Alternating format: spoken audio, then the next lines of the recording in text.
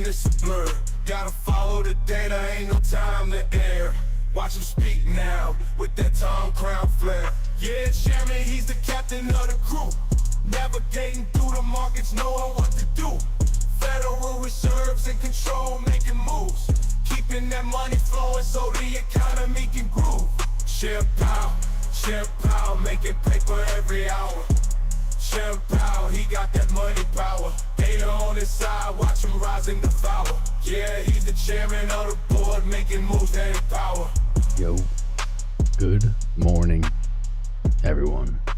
It's a little too early, but here we are following 𝐶HPOW. There goes my alarm. We're here. I'm awake, kind of. A little bit. We'll wake up as this goes on. 𝐶HPOW, the talk of the town, as always. The man, the myth, the legend. Hated, loved, scorned, adored. That is 𝐶HPOW.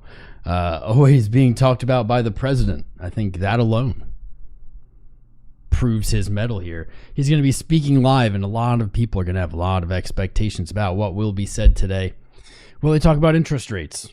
Will they talk about quantitative tightening or easing? Will they talk about what Trump said about him? Will he call Trump bad names? Probably not. Probably none of the above. He's going to be speaking at the ECB Forum on Central Banking. There is supposed to be question and answers after.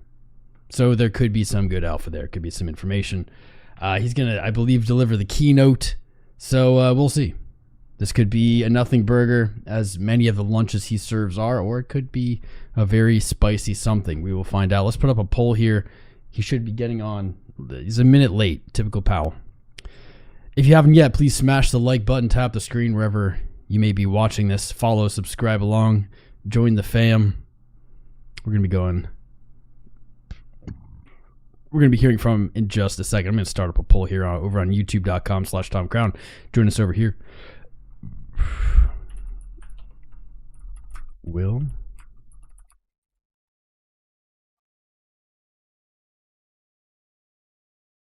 let's see what you guys think about that one. A little mix up. What's that song, man? Drew Ellis. That's our own little classic tune. You can find it on this channel.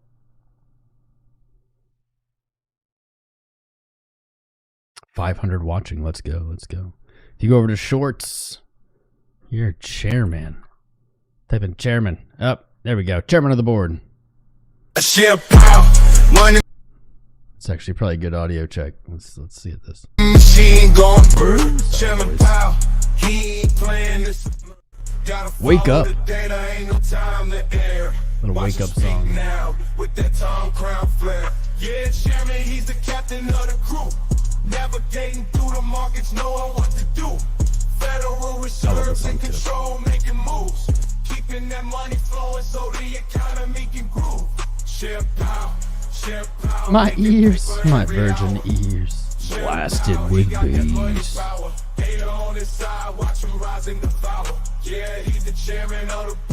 Good question. Good question. Relevant to the poll. Will Trump fire Jerome Powell? He was originally nominated. Little did you guys know, the Fed chair is nominated. I don't think it's a sign. It's nominated by the president, and you'll never guess which president nominated Powell. That's right, Donald Trump himself. His term ends in May of 26, likely to be replaced with the poll going on YouTube. I'm curious what you guys think. You don't have to have logic here. We're just asking for opinions, just keeping it spicy till they actually get their butts live here. Will Trump fire Powell? Trinity AQK, great question, says, will we change the song? Really, will we change the song come May? Come May of next year, when Powell is very, very likely no longer the chair. I don't know, man. I haven't thought that far ahead. That's a really good question. God. Ooh. Wow, dramatic intro. We are facing major structural changes related to aging, digitalization, the greening of the economy. And with all that, we have to deliver on our mission, price stability. So if you're interested in those issues, come to the ECB Forum in Sintra. We will debate all that and more. Whoa. Whoa, that's some production. Way better than the Fed has ever done. They can't even get mics right. Let's go. ECB. You're the system. All right, settle in. This chick is talking. And she has a great voice, you can tell. Welcome back after lunch. Yep. I'm it's her. delighted to announce one of the highlights of the ECB's Sintra Forum, our policy panel. The world economy is undergoing a period of rapid and intense change. The questions of our next panel, the questions for our next panel will cover what these fundamental shifts mean for the future of monetary policy. And we are honoured to have an exceptional lineup of officials to answer them. We are also honoured to have Francine Lacroix, anchor and editor-at-large at Bloomberg Television, to be guiding the conversation. Francine, the floor is yours. Hello, everyone. Claire, thank you so much for that introduction. What can I say? We have 1 hour and there's a lot to discuss. So welcome to the policy panel, he's just on the Sintra 2025. Now, from tariff-related trade ructions to oil price gyrations, caused by also Middle East hostilities, there are many questions on, first of all, how to handle the fallout from some of the political decisions, but much more how the economy behaves. Now, 1 year on since the last Sintra panel, and of course, halfway through 2025, global policy needs to navigate risks posed both to inflation and growth, a challenge highlighted by the Bank for International Settlements in a report this week. So let's get started. We have 1 hour. Kazuo Ueda, Governor, Bank of Japan. Of course, our host, Christine Lagarde, of the European Central Bank President. We have Jay Powell, Chair, Board of Governors of the Federal Reserve System. Right in the middle, we have baby. Chang Yong-ri, Governor, Bank of Korea, and then Andrew Bailey, Governor for the Bank. Interesting take to see him here participating in a panel, not keynoting. Could be spicy. And a little bit of data today, this morning, consumer prices rising some 2% from a year ago, up from May's 1.9%. But then the tariffs still loom large. So how do you see that developing? Well, first of all, I would note that we are at 2%. And this is the latest reading. This is also the target that we have had, and this is the projection that our staff is indicating for the medium term, which is exactly what we had anticipated. So I'm not saying mission accomplished, but I say target reached, okay? And I think we should start by recognizing that. Mission accomplished. We faced a massive amount of shocks, compounded shocks occasionally, and we are now through that disinflationary process that we have conducted over the last 2 years. And yes, we are facing a lot of uncertainty. Yes, we are facing the risk of fragmentation increasing. And yes, we are facing geopolitical developments that are worrying generally, but that also are causing two-side risk to inflation. So we have to continue to be extremely vigilant. We have to continue to be committed to delivering on our target. And I think we are at this point in time in a very good position to do that. So we are well equipped to navigate the tormented waters that we should anticipate. Chair Powell, tariffs are not yet showing up in Let's inflation. go. Is this forcing you or your staff to actually rethink what the models say about how much the tariffs will ultimately through some of the final prices? So thank you, Francine. And Christine, thank you to you and your colleagues for putting on another great conference here today. No It's been a tie. pleasure. We're doomed. I guess Good I would game. start, if I may, by saying that the U.S. economy is in a pretty good position. Inflation has come down close to 2%. We're at 2.3 headline, 2.7 core. The unemployment rate is at 4.2%. So we're healthy overall. If you ignore the tariffs for a second, inflation is behaving pretty much exactly as we have expected and hoped that it would. We haven't seen effects much yet from tariffs, and we didn't expect to by now. We've always said that the timing, amount, and persistence of the inflation would be highly uncertain, and it's certainly improved that. So we're watching. We expect to see over the summer some readings, higher readings, but we're prepared to learn that it can be higher or lower or later or sooner than we'd expected. But, Chair, would the Fed have cut more by now if it weren't for the tariffs? So I think that's right. In effect, we went on hold when we saw the size of the tariffs and essentially all inflation forecasts for the United States went up materially as a consequence of the tariffs. So We didn't overreact. In fact, we didn't react at all. We're simply taking some time. As long as the U.S. economy is in solid shape, we think the prudent thing to do is to wait and learn more and see what those effects might be. And again, they haven't really shown up, and so for now we're waiting. Governor Rhee, I mean, South Korea's economy is, of course, highly reliant on trade. Putting aside the deals that each government can strike with the Trump administration, what can central banks, in your position, do to shield economies from the impact of trade tariffs? Actually, about the tariffs' impact on inflation, our current inflation is well stabilized around 2%, and we believe tariff tends to be deflationary rather than inflationary for three reasons. One is Korea is not likely to use retaliatory tariff. Second, we import 22% of our import from China. And recently, export price of China has been falling at 5% a year for several years, and we believe that it will continue to do so.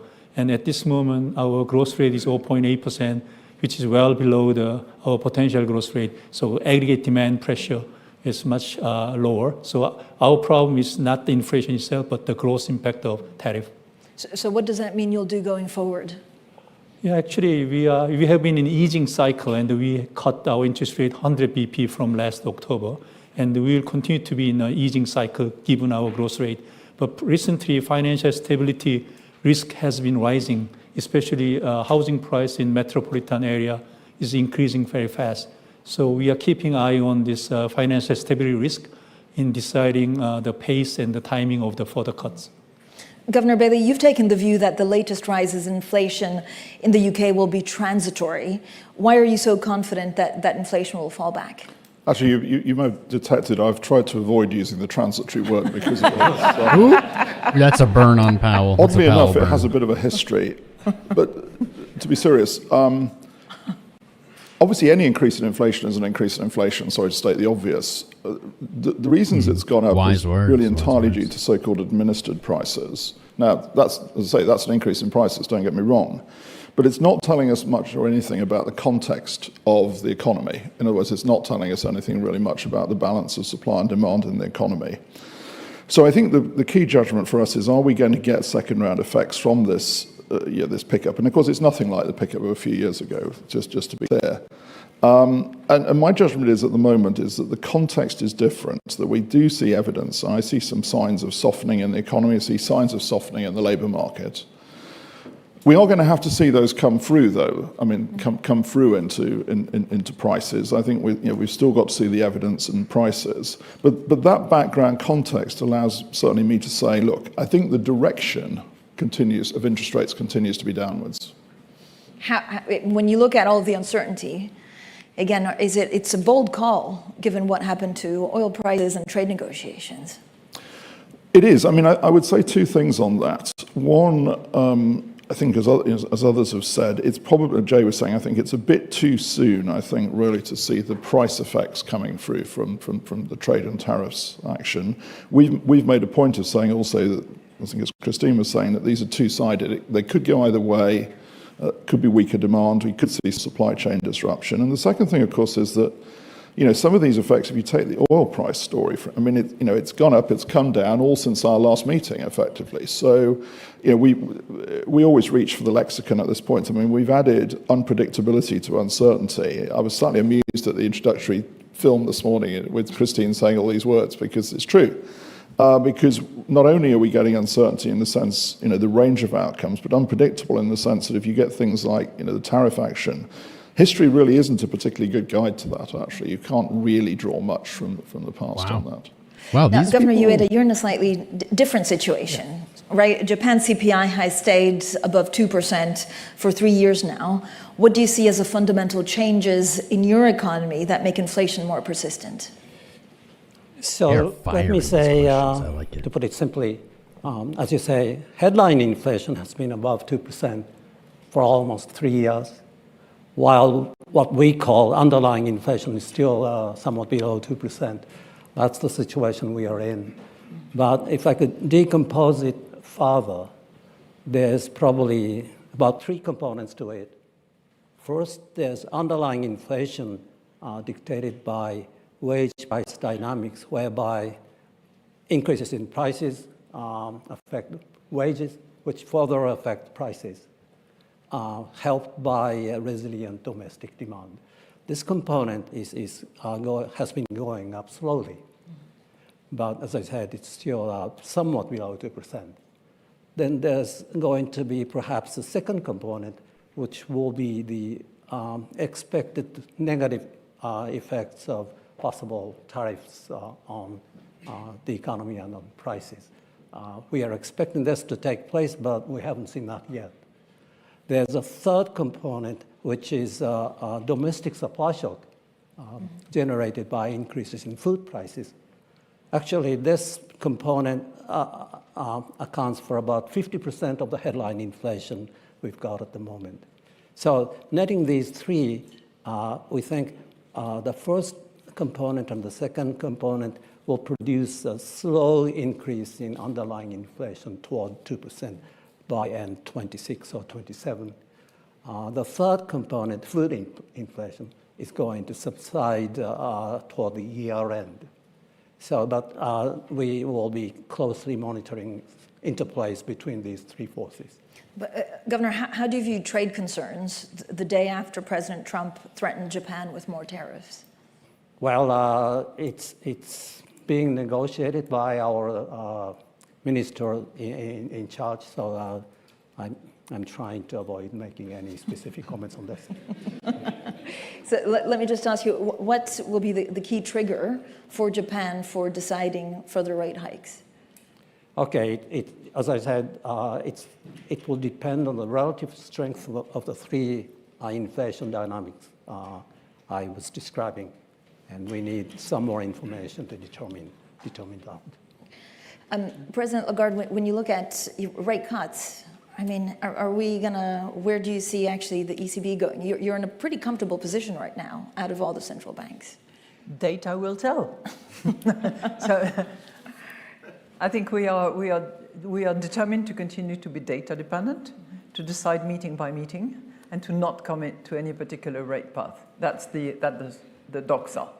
And we're very lucky because we have just completed our strategy assessment, which really gives us a good framework and good strategy lines within which to operate. But those three aspects that I have mentioned, data dependent, meeting by meeting, no commitment to any particular rate path, are constant in that ongoing strategy. They all kind of sound like Powell. What we have concluded actually yesterday.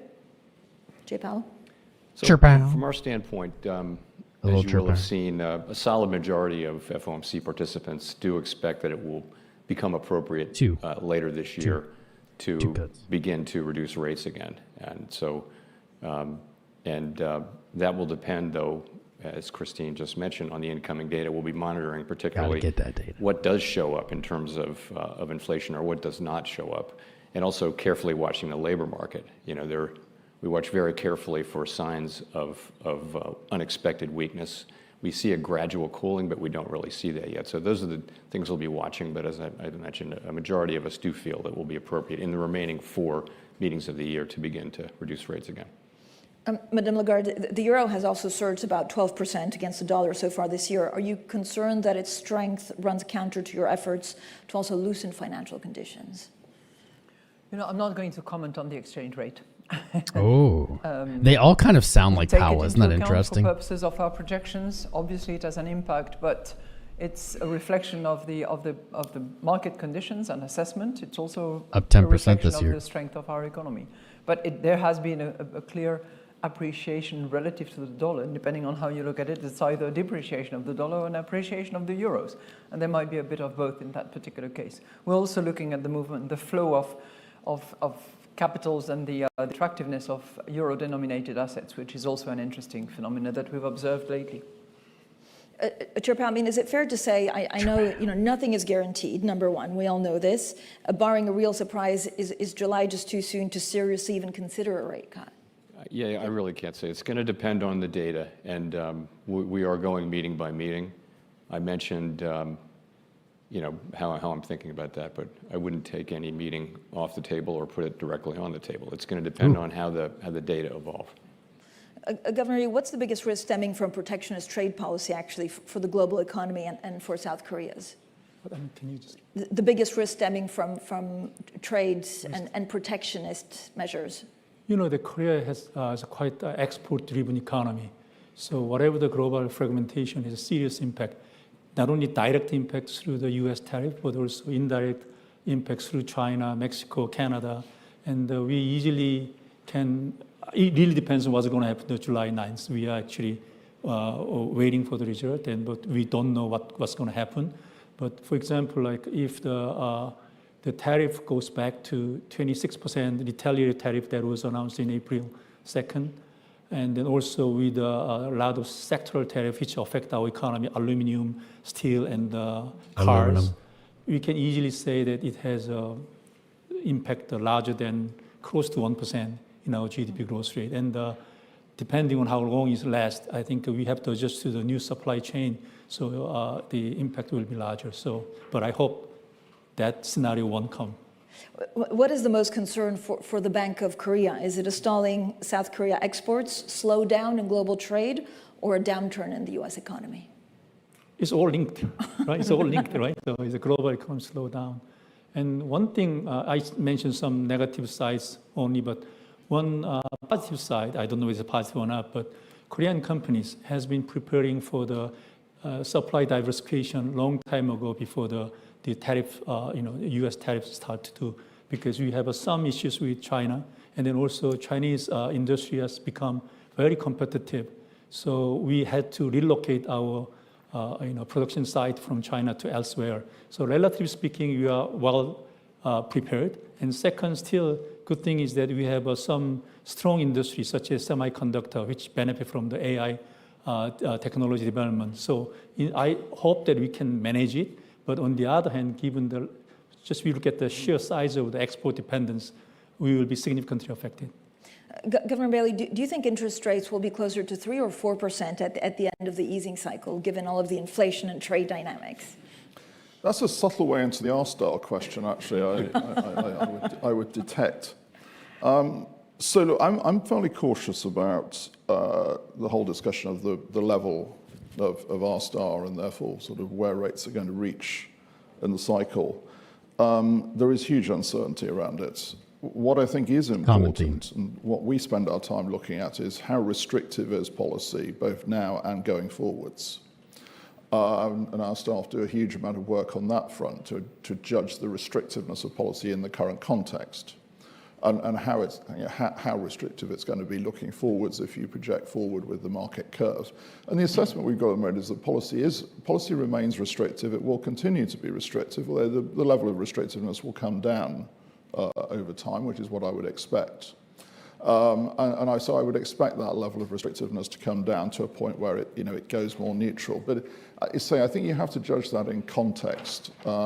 Just to give you an example of that in the UK economy, the level of household and corporate debt in the UK economy is actually lower than we would have expected it to be, but based on past experience. So again, that feeds through into just how restrictive policy is at a given interest rate.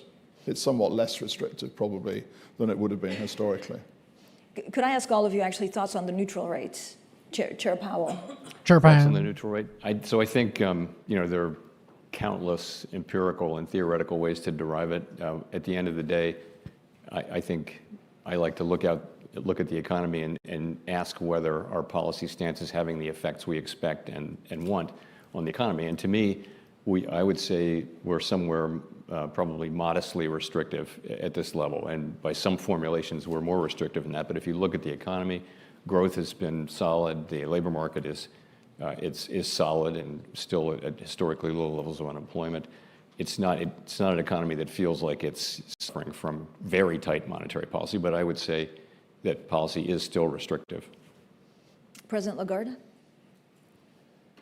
I would say that it's a nice concept, it's interesting, and many of the terribly talented and brilliant economists in this room actually are delighted with discussion about the neutral rate. But honestly, as we're getting closer to target and to where we should be, or are where we should be, and I don't want to pass judgment on that, I think that discussion becomes less relevant. I think what our staff at the ECB measures is leads us to believe that it is higher than where it was before the great financial crisis, but it's relatively low as well, compared, for instance, with what the US neutral rate is at the moment. But it's, in a way, it's a bit of an illusion to discuss that at the moment, because the neutral rate is normally defined in a world where there is no shock, where you have perfect equilibrium. Now, are we in a world with no shocks at the moment? I don't think so. So it's nice to have as a concept, nice to elaborate on it, nice to do research on it, but to use it at the moment where we are as a guiding principle to where we should be, I don't think is particularly appropriate. Andrew Bailey? Well, that sort of continues what I was saying earlier. Again, I don't use it as a sort of a guide to where policy should be, but I think this whole concept of restrictiveness is, of course, critical to our judgment, because that's critical to the transmission mechanism of policy, which we have to judge every time we meet. So that's a judgment that, in a sense, we renew every meeting we have. I think I'd rather agree with what Jay was just saying. I think in our case, policy is restrictive at the moment. It's going to become less restrictive based on the curve that we've got in the market. That's what I would expect. We will judge it each time. Governor Rhee? Similar? I have nothing to add. Yeah, how would you see it, Governor Ueda? Yes, so we also estimated something like the neutral rate a number of times. But the range of estimates is very wide. So, but at least we think we can say that the current rate is below neutral. But other than that, I would refer to what Jay said a year or two ago in the Jackson Hole conference, which was like, we are guided by our stars, but under cloudy sky. Cloudy sky. President Lagarde, can you talk to us about scenario and why this is, because of the shocks and actually the changes that are going very fast, why scenarios make more sense as a template of the economy? Oh, okay. So this is a topic that we have largely debated as part of the strategy assessment that we conducted in the last year. And I think, in fairness, the baseline, which is the essential projection on which we work and we determine our monetary policy stance, holds and is decisive in our consideration. But at the same time, our staff has, I wouldn't say forever, but as long as I know myself, has always conducted scenario analysis, sensitivity analysis, in order to arrive at the most solid baseline. It is probably the case that we will do more of it, more systematically, that we might publish more often than we have. We have published, I think, in the last few years, in four circumstances we have published scenario analysis. The invasion of Ukraine was one, COVID was one, the oil crisis as well, and the tariff threats. So all those were exogenous factors that were sort of hitting our screens.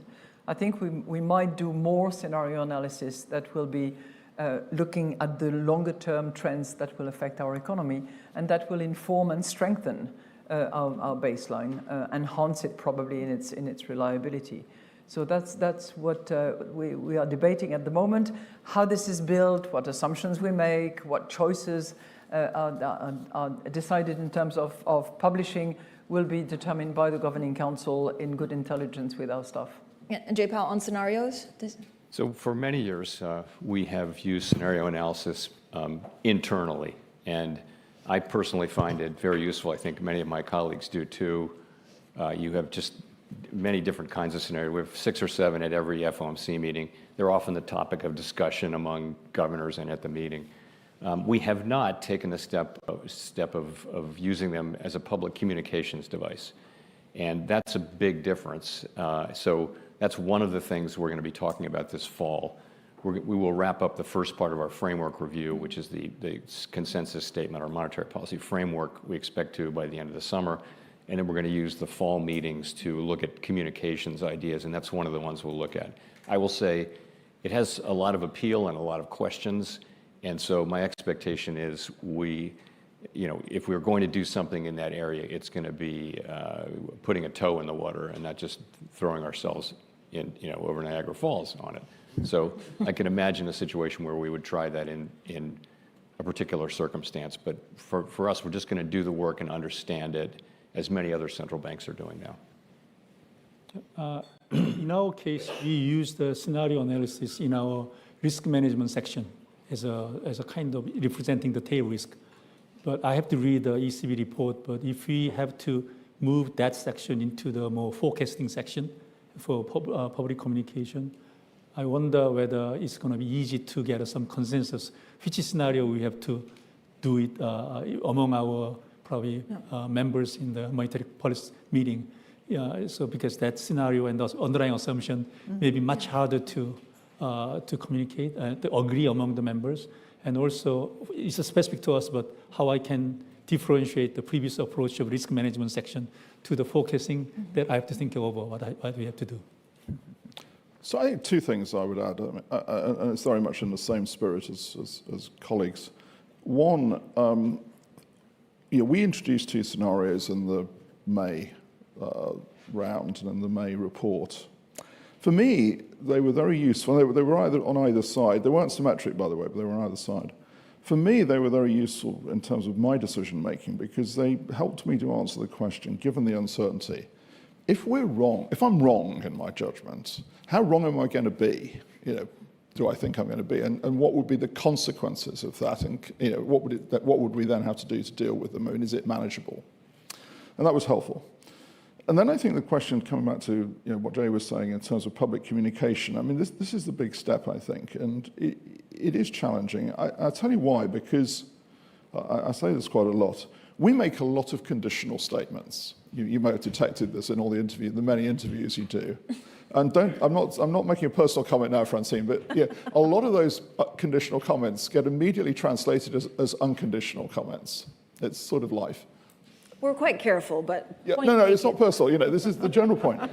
And so the reason I say this is that if we, and that's about the central case. Sounds like Elon Musk. That's a message to us that you're going to have to do this very carefully in that world, because to get the point across about there is always a range, there's always uncertainty, there is always risk. How you calibrate those and how you, as Jay was saying, how you communicate those publicly is critical, but pretty challenging, frankly, in that environment. Governor Ueda? Yes, we also carry out many simulation exercises about scenarios, but we have not, as far as I know, published them. We do discuss in our quarterly reports qualitatively what risks we have in mind. On top of that, I would say, in a very rough way, we are carrying out something like a risk management approach to monetary policy making, which is probably a bit similar to what Christine was talking about yesterday. I can't come up with a good example, but risk scenarios, thinkings about tail risks, sometimes do affect our monetary policy making. Can I ask you all about the dollar, everyone's favorite subject? So when you tune out noise, right, of the past few months, what has really changed about the dollar? Governor Rhee, are we really seeing some sort of paradigm shift in the status as a reserve currency that means historians will look back on 2025 as some sort of pivotal year? Maybe. I don't think so, especially in case of Korea. Our Korean won has appreciated significantly in the last 2 months, but I think it's mostly due to the very unique situation that we had. We had a very unexpected, unnecessary martial law declaration in last December, and after that, this political risk, together with the slowdown in our economy, really make a Korean won depreciate much more than our fundamentals explain. So, in some sense, the appreciation that we have observed in the last 2 months, in some sense, normalization of our currencies. And as for the kind of long-term shift of the dollar sentiment, we have discussions, but looks like people are talking about it, but at this moment they keep the dollar assets while they're increasing the hedge ratios. So at this moment, I think the lion's share of the impact, BIS report show this one, is impact is mostly moving from the unhedged to the hedged positions. So we have to see what will happen in the future. Yeah, Governor Bailey? Well, I'd say two things.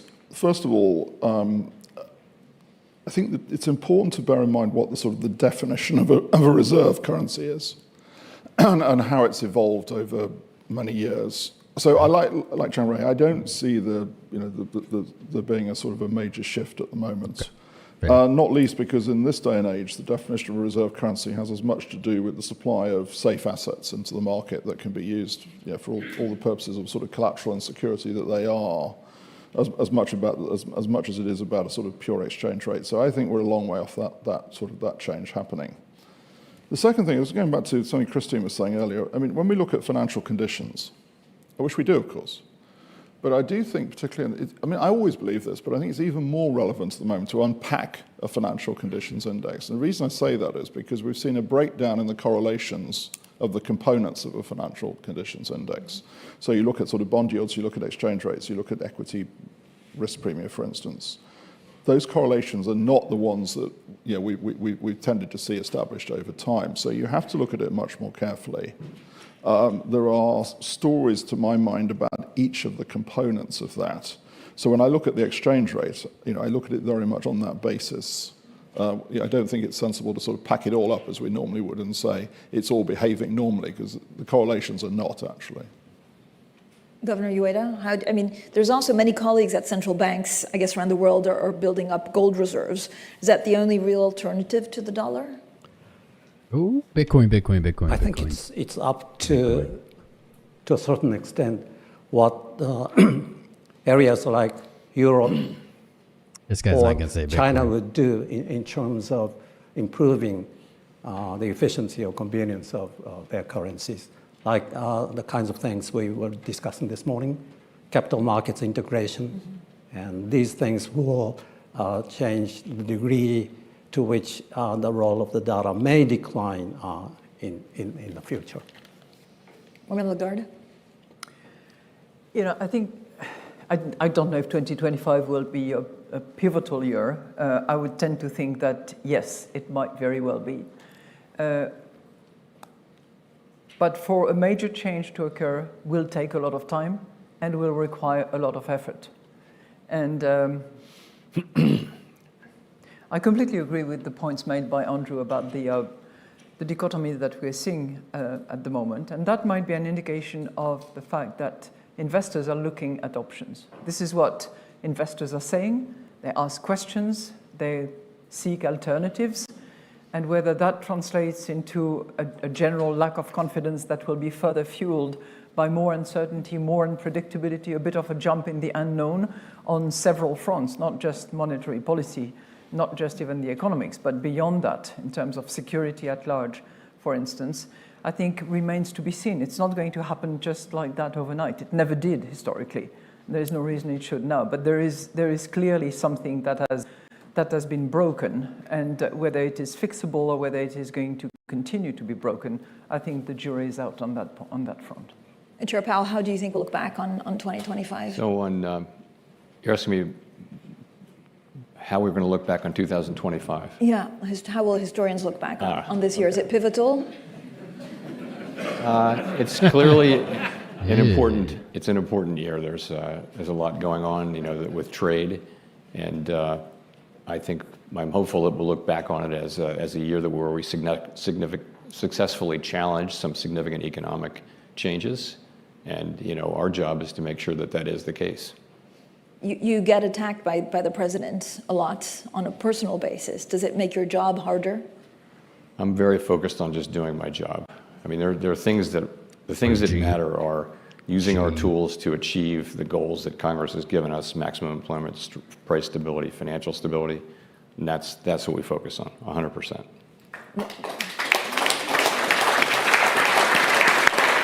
Largely true, even if we disagree with how it's done sometimes, or if it isn't how we want it done. Madame Lagarde, if you were in the same position as Chair Powell, would you do anything differently? At your panel. Look at Hood, holy. I think I speak for myself, but I speak for all colleagues on the panel. I think we would do exactly the same thing as our colleague Jay Powell does. The same thing. Interesting. Yeah. Interesting. Right? Yes. Interesting. The rest of the panel has been much softer on, we talked about uncertainty, but they've been much softer on tariff, trade policy stuff. but they say they Governor would be the Bailey, same as is the Powell. rest of the world decoupling from America but pulling tighter elsewhere? How do you see fragmentation happening? Well, fragmentation, were it to happen, in my view, is bad for activity in the world economy. No question about that. I mean, if we reduce the openness of the world economy, that will be bad for activity in the world economy. Now, I temper that in one respect, because obviously we have learned a lot about the robustness of supply chains over the last 5 years, and it is, of course, appropriate that there will be adjustments to that. But if we see a breakdown of the openness of the world economy sort of beyond that sort of resilience that we do see as needed, then that's bad for activity, it's bad for the world economy, and that I'm afraid is something that I think we need to be very clear. I've said a number of times, look, there are reasons why this is happening. It's not right to just go around saying, this is all wrong, there are no reasons why this is happening.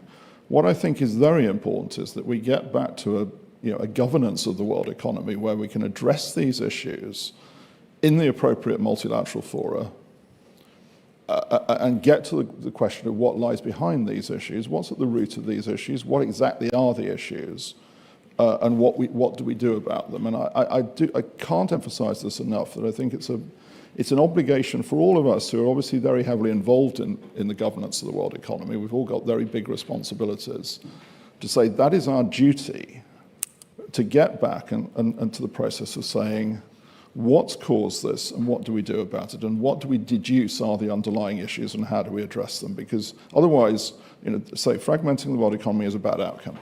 But what kind of fragmentation would it be? Is it, again, are you fearful that the world is splintering irrevocably, or is there a pool that's just moving?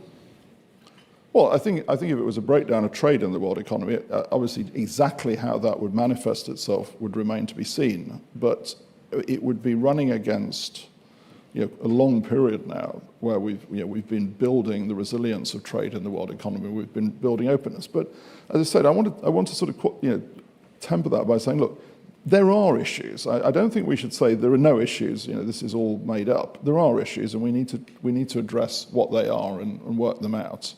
But we need to do that in the context of a commitment to a robust, open world economy. Governor Rhee, as the only governor here representing a non-reserve currency country, how concerned are you about fragmentation of the global financial system and the risk at the end of the day that the US may be less willing to provide dollar liquidity in a future financial shock? No. But I think I mentioned that we are quite vulnerable to the fragmentation. But in reality, as a small country, it's a pity that we can raise our voice, but in reality, we cannot change the course. So we have to probably take it as an environment and to adapt to it. What matters is we talk about economic fragmentation, but for a country like us, the most serious issue is combined with security. And for that issue, let me stop here because I don't want to go further. But as for the dollar liquidity support, as demonstrated during the global financial crisis and pandemic period, the standing dollar swap lines with 5 international financial centers and the 9 ad hoc temporary swap lines for the 9 non-reserve currencies. That was crucial in restoring the stability in the global world. And if another global dollar shortage hits, I believe that the U.S. Fed will extend their swap lines again, which is very important. And but one other problem for a country like us is we know that the U.S. provide ad hoc swap lines as long as there is a global dollar shortage. But issue is what happens if there is our own problem and there is no global dollar shortage. Our understanding is that Fed cannot extend the swap lines in that case, and we have to self-defense ourselves. That is why I think having a adequate, sufficient level of reserves is very important. And recently, thanks to the introduction of the FEMA repo facility by the Fed, actually these reserves become much more effective tool to defend ourselves. Jay Powell, on fragmentation? Sure, Powell. I guess I'll just agree with what Chang-Yang said, which is, or point out that nothing has changed relative to our swap lines. We still have the same authorities, and we're still prepared to use them in situations where it's within our legal authorities and where we think it makes sense. So we're aware that that's a big contribution that we can and do and will continue to make to global financial stability. Governor Ueda, how much do you think about fragmentation and the impact this could have on Japan? See, on the trade side, I think a lot about what will happen to Asia, even Asia excluding China. So this will depend on the relative tariff rates imposed on the region relative to China or relative to other countries. But there's a fairly strong intra-regional trade taking place during the last decade or two. Also, there's new countries like India growing at very high speed. So I hope there's a sufficiently resilient domestic demand in the region to keep the energy of the region alive. On the financial side, I don't have much to add to what other people have said, but it would be important to keep trying a multi-layered approach to things like swap lines. We have Chiang initiatives in Asia. Doing something similar or continuing to do something similar would be important. Madame Lagarde, you've often spoken about the role that Europe could take in a fragmented world. How do you see that developing in what kind of time frame? Well, I think Europe has witnessed in the last 4 years, in particular, well, since 2022 in particular, the last 3 years, major challenges to its way of doing business, to the assumptions that it has made about security, about supply, about destination. Whether you look at what the horrible Russian invasion of Ukraine has precipitated, and how that has impaired the sentiment of security that we in Europe had, and the sentiment that we could, forever rely on the protection of others, that has been impaired significantly. When you look at the energy supply on which some of the European countries in particular, but most of us, have relied upon, namely access to reasonably cheap oil and gas supply from Russia, that has been impaired significantly, and we had to find the resources to respond to that. And whether you look at the business model of some countries where destination was inevitably China in the main, that has already been challenged as a result of the fragmentation that is not just a risk, but which has happened. If you combine that with the technology risk that we could all be under, either because of political determination or because of shortage of supply, whether it's on the front of microchips or rare earth, I think we are in a situation where many of the assumptions have been shaken up, and where we collectively are on the cusp of, I hope, this is my hope, of better taking hold and control of our destiny by making significant structural efforts to be more independent, be more productive, be more autonomous in all these different dimensions. Is it going to happen overnight? Yet again, no. Because on some of those fronts, it takes time, it takes investment, it takes political determination, it takes momentum. And from a pure sort of, as president of the ECB, what we can do on the monetary front is to deliver on our mandate of providing price stability so that the fluidity of factors that is needed, both in terms of capital, in terms of labor, can rest assured that price stability will be within our remit under strict commitment to deliver on our target of 2% medium term. But yes, I think it's historically, I believe that in a few years' time, we will look at 25 of those latest 3 years as significant change in the way in which we conduct our life, our business, and develop Europe, and I hope for the better. Chair Powell, last year in Sintra, you said that the US cannot run these kind of deficits in good economic times for very long. And then you also said we'll have to do better sooner, something sooner or later, and sooner will be better than later. How's it going? So, of course, I probably preface that by saying that we don't comment on fiscal policy. That is the one thing that I have said, and my predecessors have also said, and that is the U.S. federal fiscal path is not a sustainable one. The level of the debt is sustainable, but the path is not. And we need to address that sooner or later. Sooner is better than later. That's what I said last year. There's not a lot more I can say. For everyone else, how much of a problem for the world are America's public finances? Governor Rhee? We have to see what's going to happen. Yeah, but as I mentioned, we take it as environment, and we just adjust our policies accordingly. I don't comment on our fiscal policy, let alone anybody else's. Anyone else want to take that question? Last year, Governor Ueda, you spoke 2 years ago at this ECB conference. It was your first public appearance overseas after taking the current role in April 2023, and you talked about your surprise with the tight schedule of a central governor. Are you getting used to the schedule? Is it ramping up? Is it even more than when you started? It's still very tight. Boy. Is it tighter than before? How are you finding yourself after more than 2 years in the job? It's as tight as 2 years ago. So it hasn't changed? Getting used to it a little bit, yes. Governor, what's your biggest task for the rest of your term until 2028? Well, as I was saying at the outset, headline inflation is above 2. Underlying inflation is below 2. I want both to converge to 2% by the time I leave my office. I think you were also asked what keeps you awake at night in Washington in October. The price of and you talked about the pecans. pace of rate hikes as one thing. Is it still the same, or do you have other things that you're worrying about? Let's see. I didn't sleep well last night.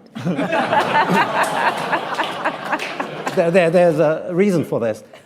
Governor Yi was sitting next to me during dinner, and he told me that espresso contains less caffeine than coffee. So I immediately had a cup of espresso. I meant the total amount of caffeine rather than caffeine per ounce, okay? Anyway, this is a joke, but during these international meetings, I get chances to talk to my colleagues, get a lot of useful insights. So when I go to bed, I think about those and say to myself, maybe I should adjust our economic outlook, our policy strategy in response to these nice comments.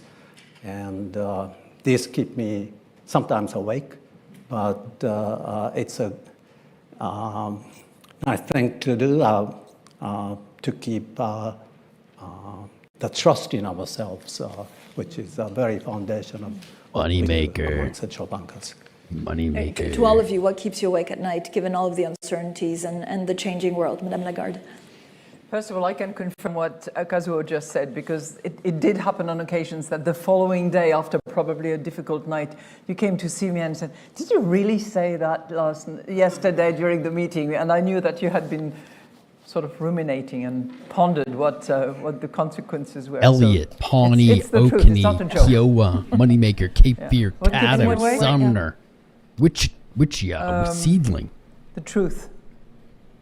The truth of By that I pecans. mean I'm getting more and more concerned about the role that artificial intelligence is going to play, about how distorted things can be presented, how public opinion can be manipulated, and having been a lawyer by background, where searching for the truth is one of the purposes that we hold as auxiliary of justice, I'm very concerned by what's happening at the moment and what kind of moral compass and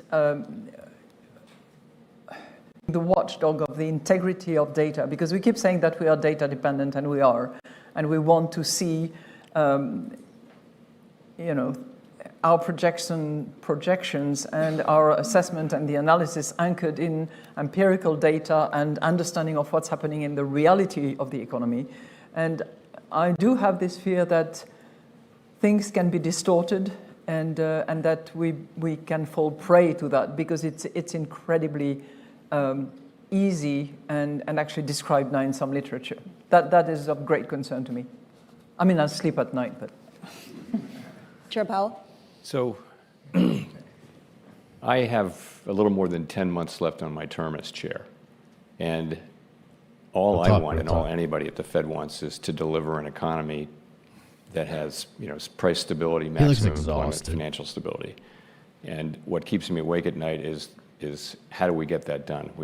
I want to hand over to my successor an economy in good shape. And so do all of my colleagues. That's all we ever want. So that's what keeps me awake at night is are we on a path to do that, and how do we get that done? Do you plan to stay on as Fed governor after your chair term expires? I have nothing for you on that today. Governor Rhee, what keeps you up at night? First, my apologies to Ueda-san, but to me... Scores on the espresso will be settled. I'm not sure why they're laughing. I'm not sure what they're even laughing at.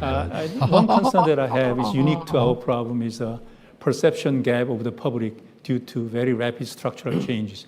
For example, sounds like they're wrapping up. A decade ago, our potential growth rate is around 3%, but now it's well below 2%. But people still think that we have to grow above 3% in normal times, and that actually expedites the demand for the more stimulus monetary policy and fiscal policy, while what we need is a structural reform.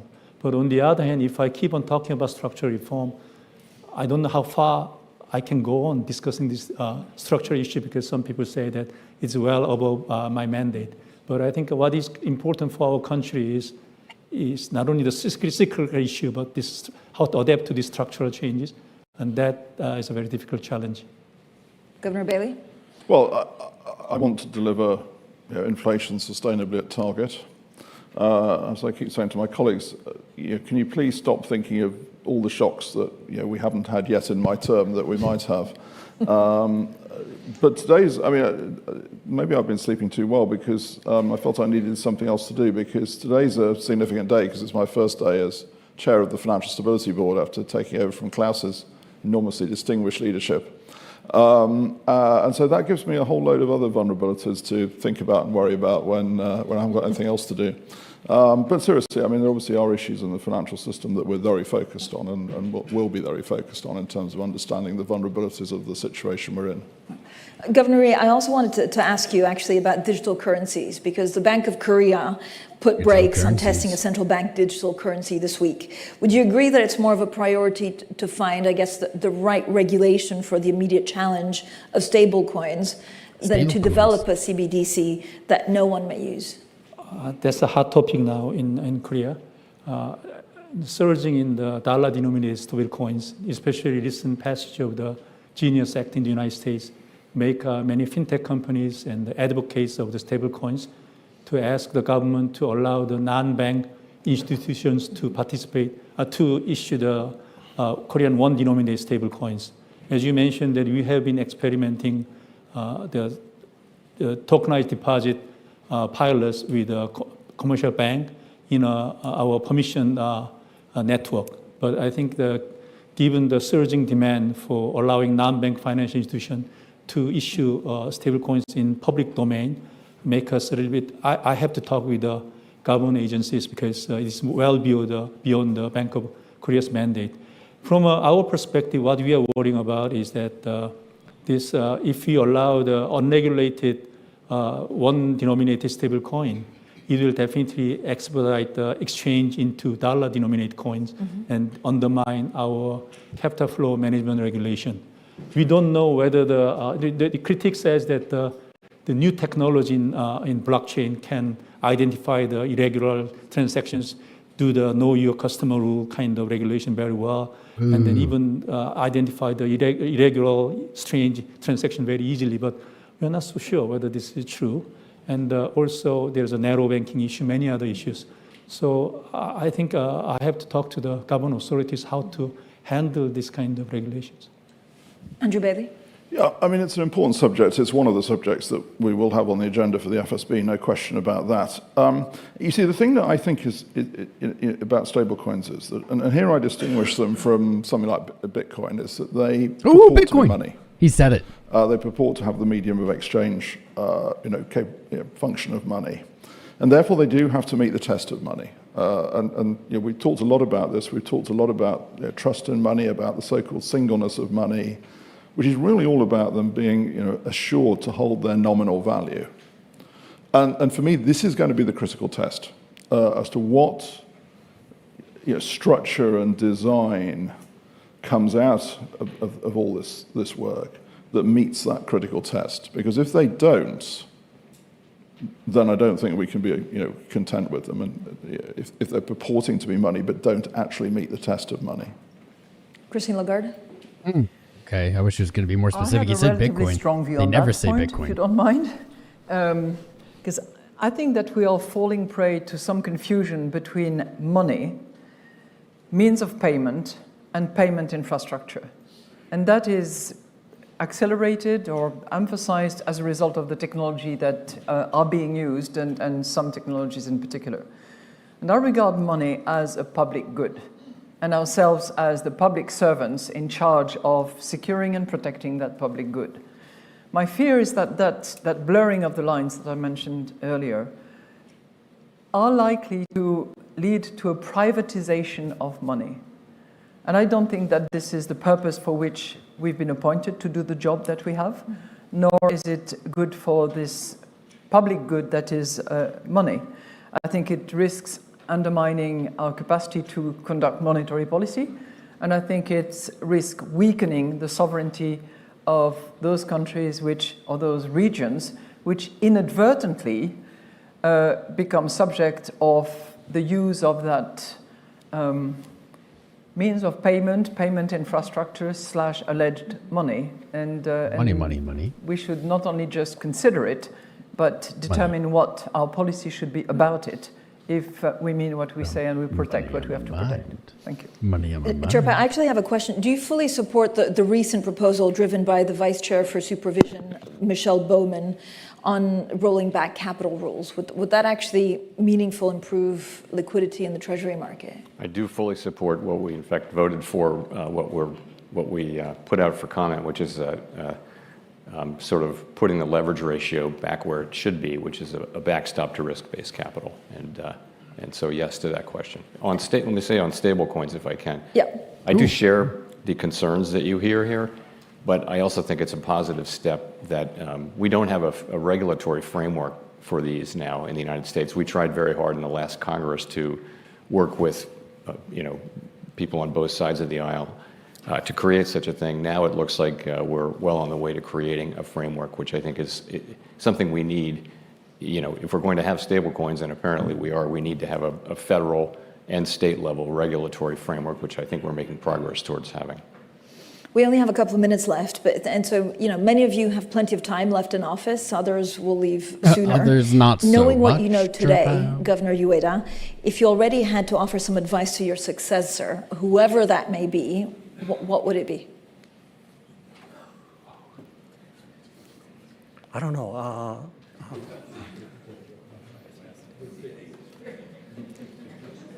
If I finish in 2.5 years or so, maybe, as I said, inflation would be at 2%, but I will not have finished reducing our balance sheets to appropriate levels.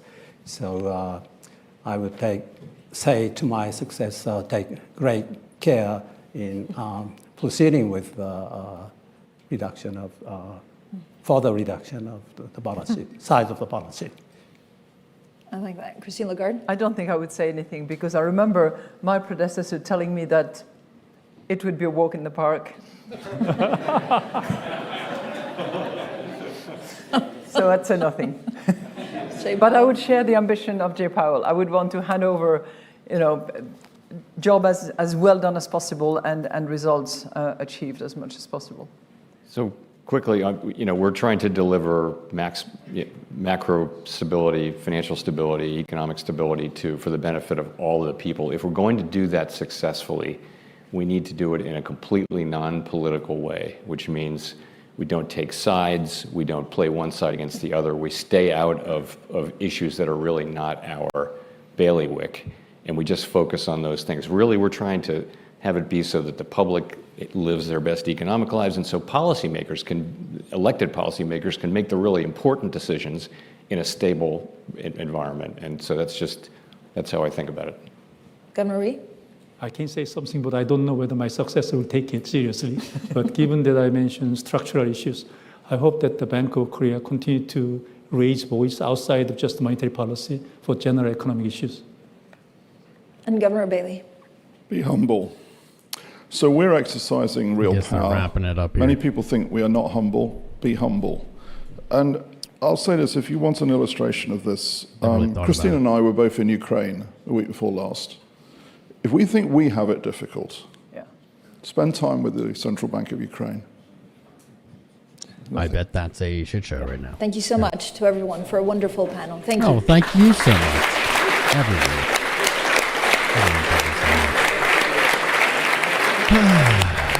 What can we say? There's a lot of laugh tracks.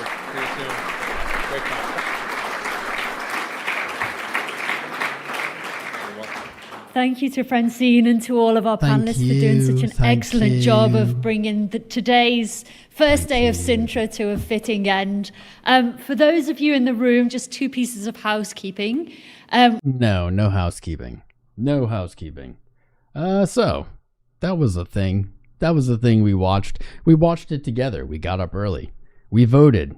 Will Trump fire Powell? 53% of you saying no, 47% of you saying yes. All right. 1,000 votes. Not bad. Let's see. I kind of woke up during that. Bitcoin largely unaffected. Not a lot going on here. Didn't really move much and a lot of volatility. However, we do have, as of today, something that only happens 4 times a year. The finish, the wrap up, as we talked about yesterday, of the quarters. These are big candles. What's up, Loop Patient? I see you subscribing. Shout out to some other subscribers that hit that button while we were live. Chang, S.A. Shovo King, Kong Zalano Kong, and Tease, Carol, Mirthra, Nikhil. We got a bunch of them. Ajith. We got a lot of them. If you're out there and you haven't subscribed yet, please hit that button. Join us. Join our fam. Quarterly candles wrapping up here. Bitcoin. Amazing. Absolutely amazing. Did not sell off in the last moments of yesterday. Down under 93. We closed bullish engulfing on the quarterly. This is a big time frame. Now, this candle opening to some red, the new quarter candle. Little bit of red here, down 0.6% today. Obvious target to the downside. Again, this is the problem. We just never get away from 93.3. The yearly open, the quarterly order block, 93.3. If it comes, likely a strong entry point in this quarter. We could see something like this. If you think we're going to have a boring, really punishing quarter down to 93.3 and then into Q4, maybe we see that final leg of the run. That would be a strong place to look for support. I like that a lot. I like that quite a bit. In addition to the quarter wrapping up, the month also wrapping up here. Now, Bitcoin closing its highest month ever, but failing to put in a higher high or new all-time high in June. Not my favorite position to be in.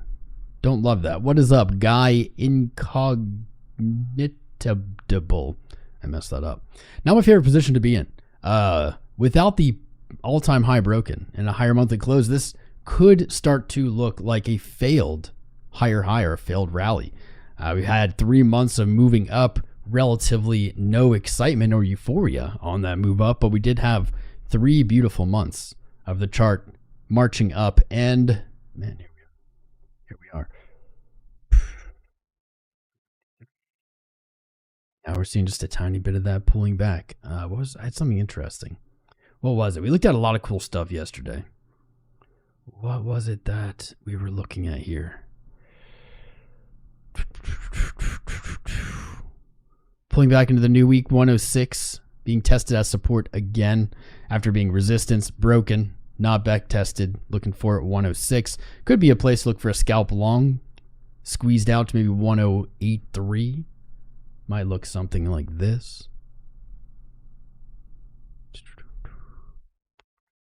Back to the open of the week.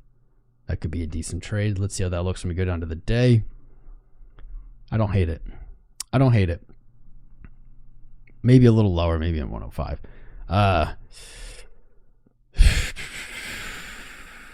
Don't love that either. Kind of reversing around the high of the trend. I was really hoping for a break and a run, bump and run setup.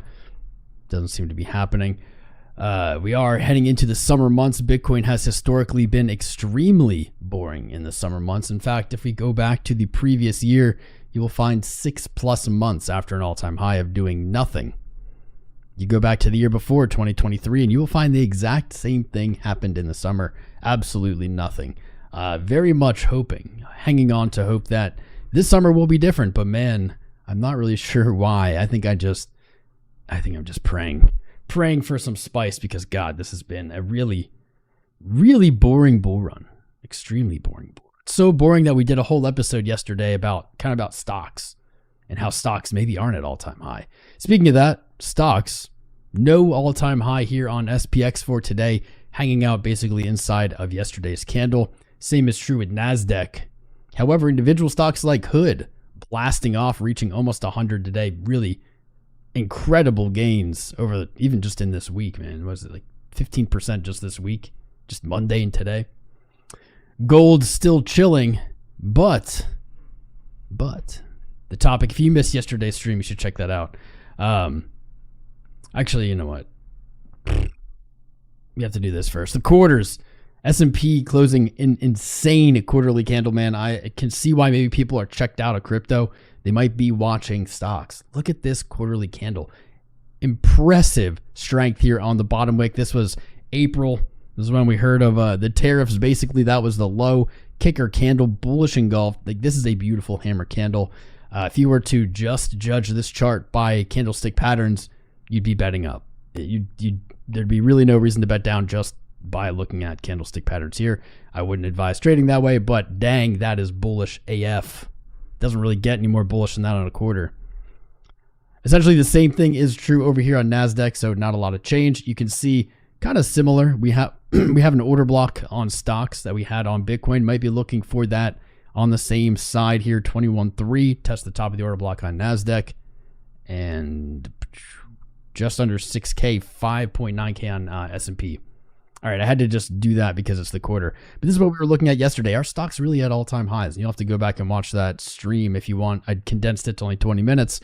When we look at stocks versus gold, we would say no. Not only are they not at all-time high, they are struggling really to even kind of just be in the mean evaluation, right? They never actually recovered from 2000. Pretty wild stuff here. When you look at Bitcoin, when you look at Bitcoin in the same measurement, you'll see that Bitcoin did hit all-time highs. I'll have to find this. Where did we go? Probably should have just set this up while we were sitting there for an hour, right? BTC, gold verse. Is this the chart? No. Yeah, here it is. You look at Bitcoin, you see a different story. Bitcoin banging all-time highs despite gold strength, banging them out at the end of last year. However, no new all-time high this year. A very different chart. I really like this perspective for both Bitcoin and stocks because it gives you a different view, a different look at these charts. This one, I believe, kind of matches reality better, right?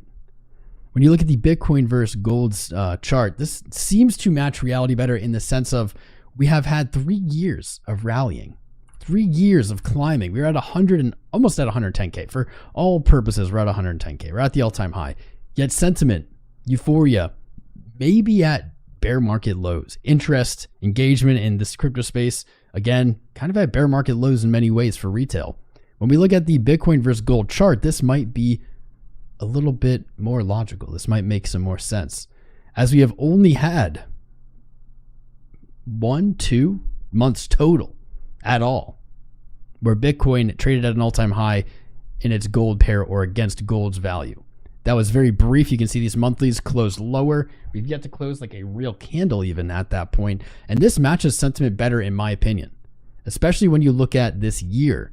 From the end of last year's rally when we did break all-time high, we pulled back. We do have a higher low, so this is a strong structure.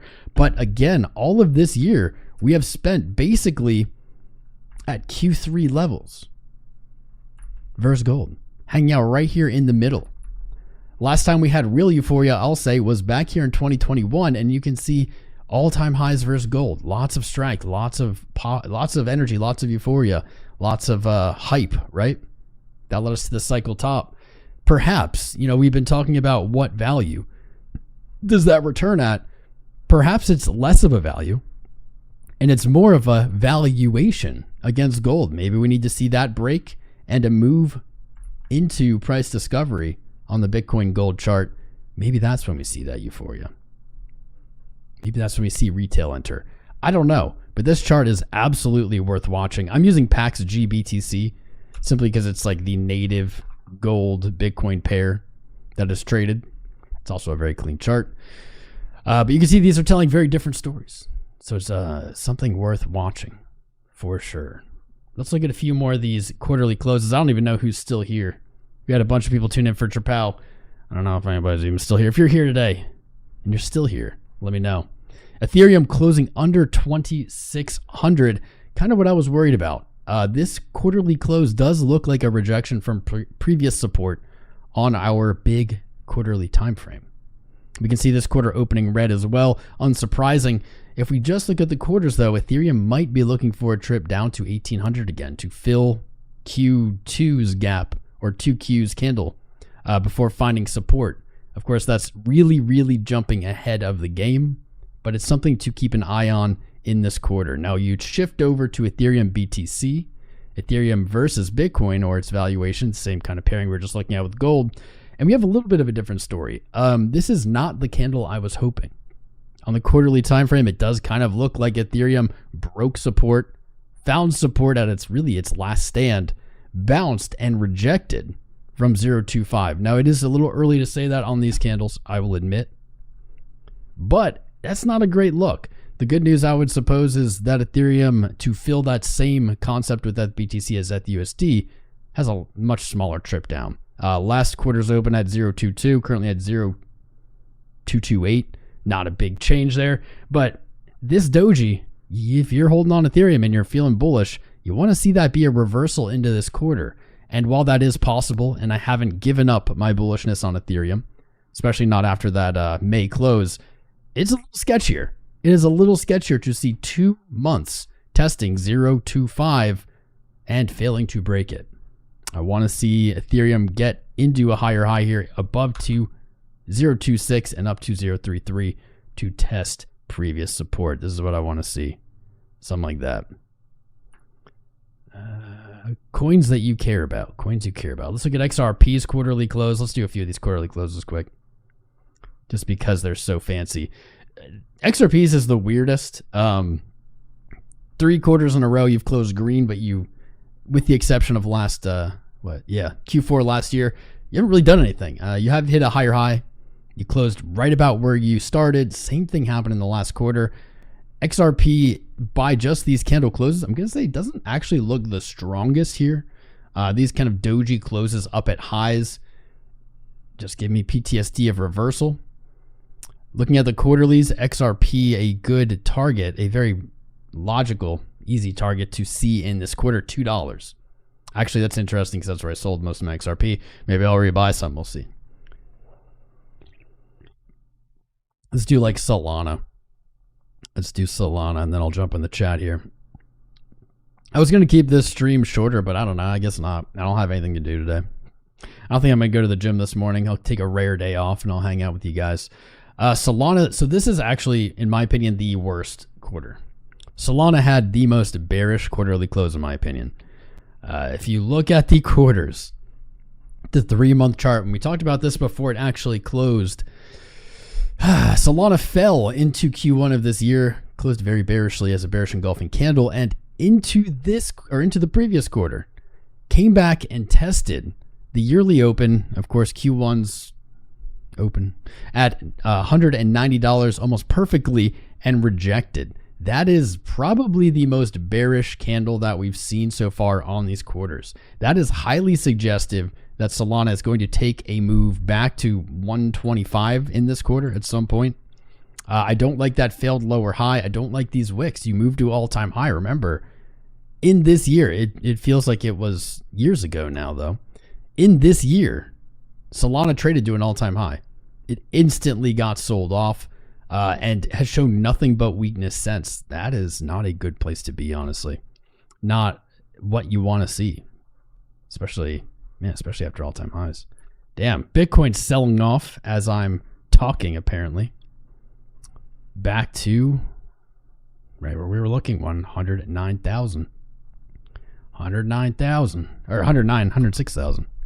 Right to the entry on this long. Let's pray for a minute. Pray I don't get wrecked. I have not been trading as much because god dang, it has been difficult to get in and stay in a position. This one, fingers crossed here. Fingers crossed, looking okay. Let's jump over to the chat. Let me refresh the chat here. If you said anything in the last, I don't know, like 10, 15 minutes, I did not see it. Where are we heading for Bitcoin? Well, hoping we bounce here, my friend. How you doing, Mo Alex? Hoping we bounce. I placed this earlier. Is this summer cooked? It certainly is cooked temperature-wise. I don't know about you guys, but I'm already sick of summer. Hit the 200 on the 4-hour. Where's that at? All right. All right. Okay, sure. Sure. Right at horizontal support. Yeah, I mean, the 200 on the 4-hour, resistance, broke. Backtest as support, fingers crossed. How's Beans doing? She's actually sleeping right here. She is also not a huge fan of heat. Are you okay, boobies? She's just sleeping. She's loving the air conditioning. She's like right in front of the vent, just chilling. She's like, don't bother me, papa. Your morning's better hanging out with Tom Crown. Thank you, Bad Fox. Appreciate you being here as always. You're shorting trading uncertainty. You're shorting right now at 106K. You're opening a short right here. That's wild. Good luck. Crypto Hunk Contest 2026. What about 2025, Sumit? What, you might just count it out for 2025? It's kind of dope. It's kind of messed up, bro. What is this market I know? Pump up the jams? Yeah, let's turn on some jammins. Hold up here. Let me turn on some germs. Because it's early. I'm here. I'm not going to the gym today. We're just gonna get through. We're gonna get through. Where's my jams? I've been loving this EDM mix for streams. It's very loud EDM mix. There we go.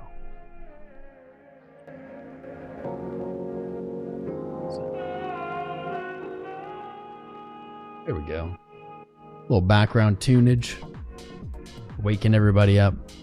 Bud Light coin chart? Never. Check the quarter on ETH and BTC and market cipher B. I don't know. I guess I didn't do that, did I? I have an idea. Falling in love. Please hold trade. Stop getting me wrecked, market, or we're gonna have to go back to like titles of watch me get wrecked live. Those were some harsh times. Harsh times. By the way, guys, if you're out there, we're not done today. We're just warming up. If you haven't hit the like button, please smash the likes right now. Subscribe, join us.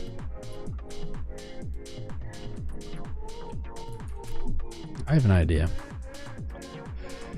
Join us. You can check out our Discord. It's free. Discord.gg/Tom Crown. Jump in there. Sign up with any of the links in the video description below. Such as our exchange partners, BYDFI and FEMX. Anybody can sign up there at either of them. You'll get into our exclusive rooms in the Discord. I have an idea. We're doing a little freestyle here.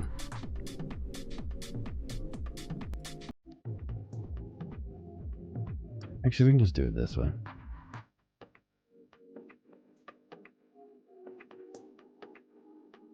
How you feeling? How you doing? Who has some good energy today? Anybody have any good vibes today? If you do, share it with the chat, please. We need them. Yeah. Could be worse. Oh, it's on the day. We're going to the quarters. Not doom yet. Not doom yet. Across on the quarter. for market cipher B has marked the last 2 bull runs. Obviously, well, late, but it did mark them. We have no cross yet. That's not a bad thing. Doesn't really give us much alpha, but let's try this with Ethereum.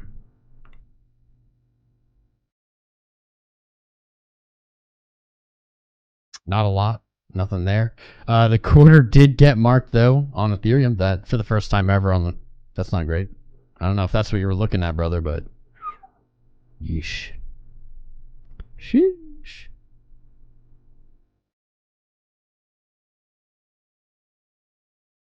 But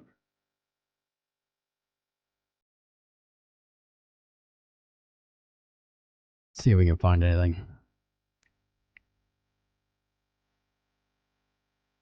Let's go hunting. Going hunting.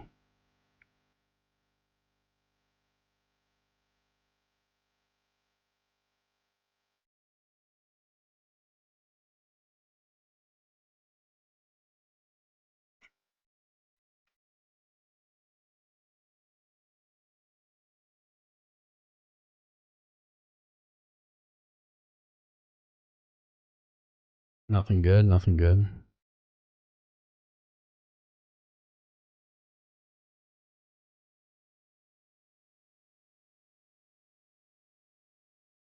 I don't know. Dang. Thought I was gonna find some secret alpha. Haven't found it yet. This month is looking like it's gonna open to a little bit of downside. Wouldn't be too worried though. Useless coin after its insane rally. Seeing a little bit of red here too. Wouldn't freak out. Wouldn't freak out. But hey, you're at 19 cents. If you rode this up, 19 cents is the 1618 extension. Not a bad place to lock in a little bit of profit if you're getting skittish there on useless. I mean, it is useless, so. So you know.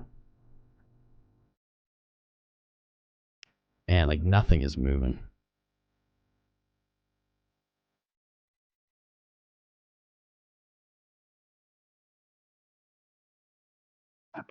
Maybe getting a bounce here on the corn. Let's go.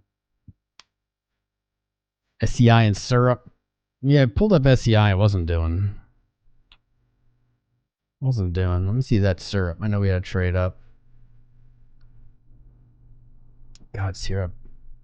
I don't own any of this, guys, but this chart has looked really strong. Oh, this is also USD. What? This was supposed to be.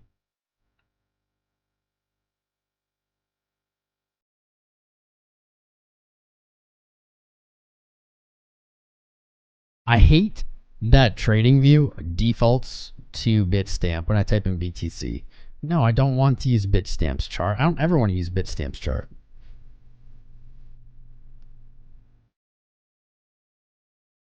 Trade didn't quite close. Well, one did.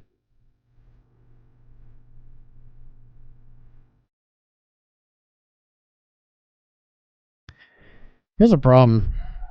It's just like, you're so close to all-time high. Where do you re-enter? There's only like one answer. The re-enter is like right here. But then you might be stuck holding the bag at like virtually all-time high. My answer is I wouldn't re-enter. Resistance, pullback, all-time high. That's what you're looking for, right?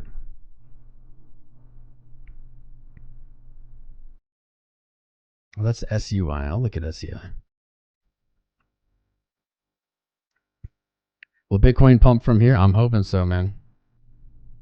This music makes you think you're buying shoes. Well, I hope you are buying shoes. Hopefully we're all buying shoes this year. Hopefully we're not all going back to McDonald's. Yikes. A lot of ugly quarterly closes. A lot of ugly quarterly closes. That is ugly. It's just like freaking, man, so many other ones.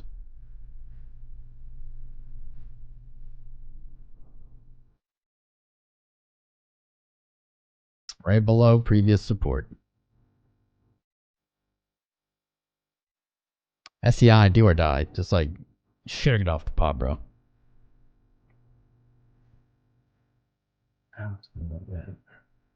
Bitcoin, is it going up? I hope so. I hope so. Hard to tell right off into a new quarter. I'm looking for a long here though. 105.9.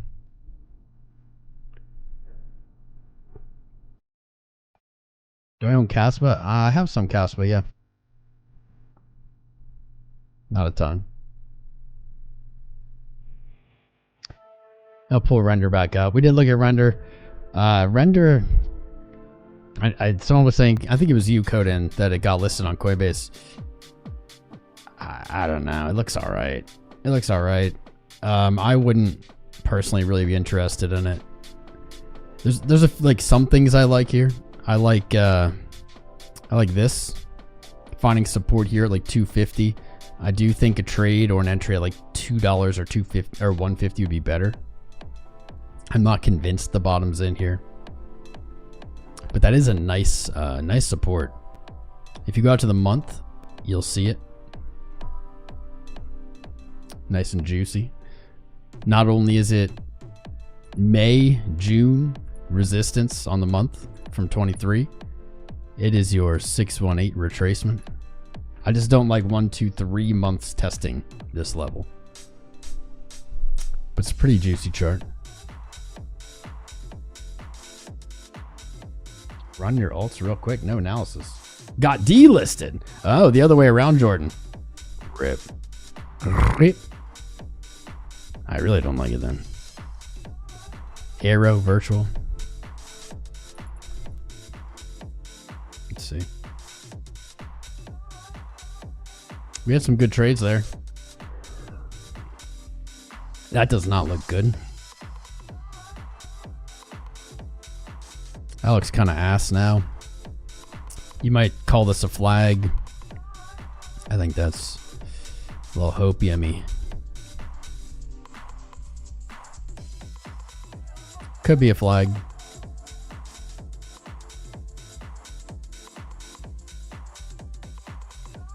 We took one solid trade.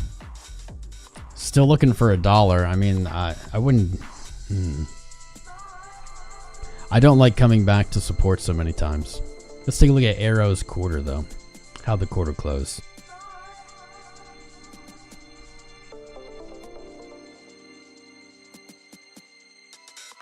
I think it still has room to like $1. Quarter hasn't been filled at 130.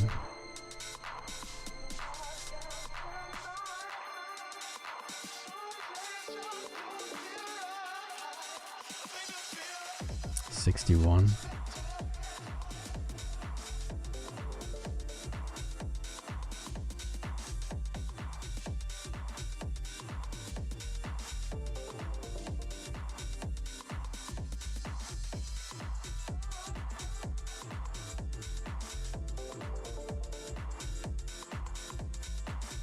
You'll lose these levels. Maybe there's a trade down there at 61.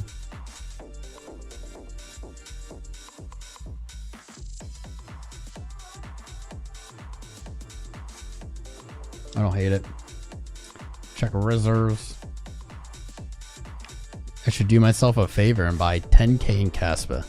I don't know. I don't have that much passion for it. I have some. I don't know how much I have, but I got some. Oh, what was it? Virtual.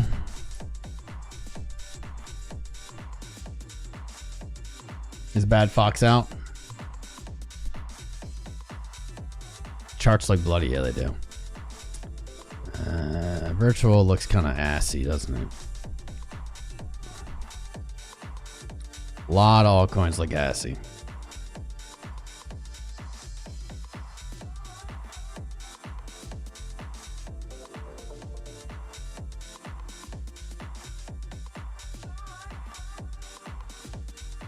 Don't love it. Broke structure, lower highs. Looks like it's flagging out after pulling down. Looks like a bear flag.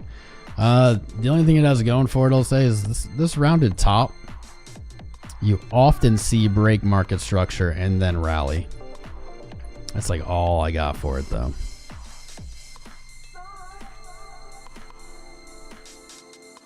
Edward sold all of his Bitcoin at 110K. Good for you, Edward. Cheers.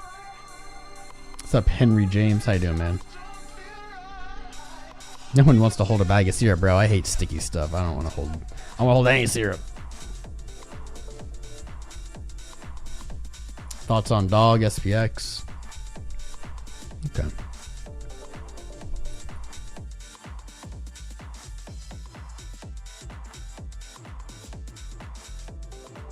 Double top.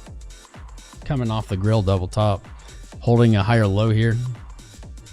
If you hold the higher low, you're good. You gooch. I love these quarters. We now have like a lot of charts have actual levels now. I like it.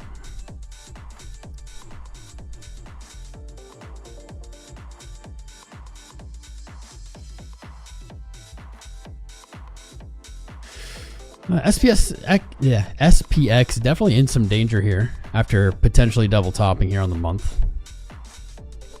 Here's what you need to see. You need to see this higher low hold. Basically looking for a cup and handle pattern. I think you could see as low as 80, 86. This wouldn't be terrible. I want to see all major time frames close above that level. But you can see a cup like this before making that next move.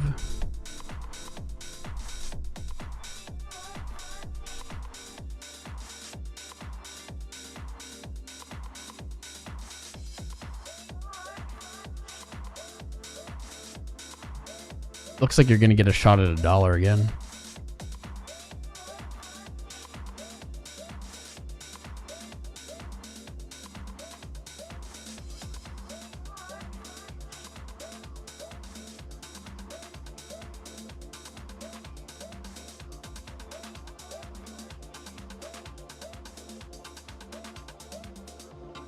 You can see that in SPX.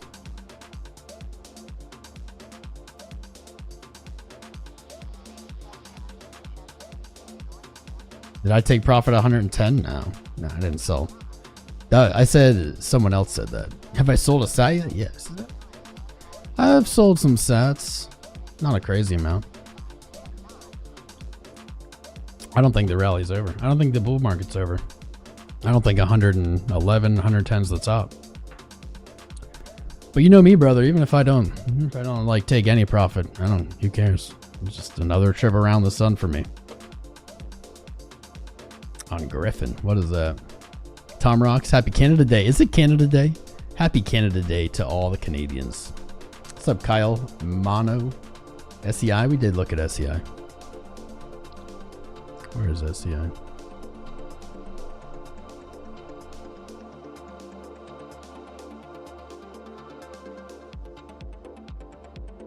SEI.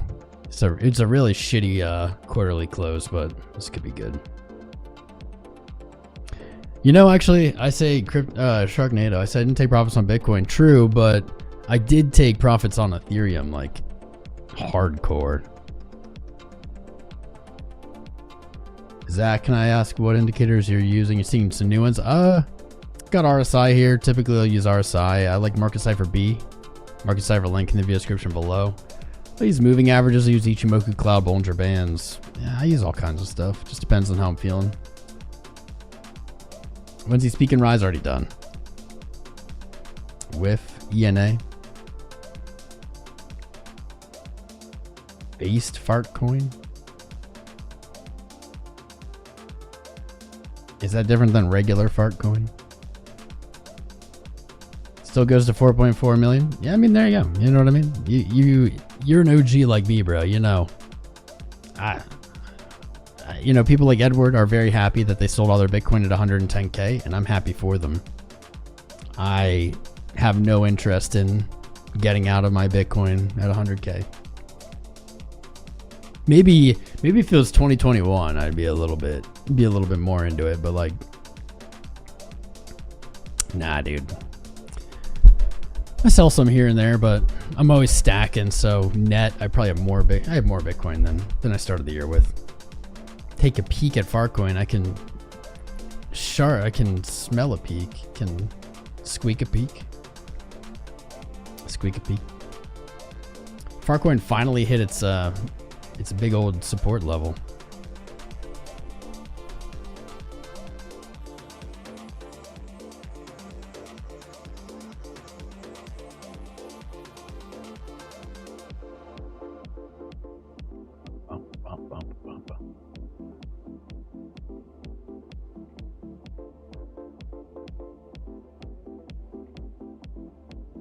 got here? $1, 93 cents.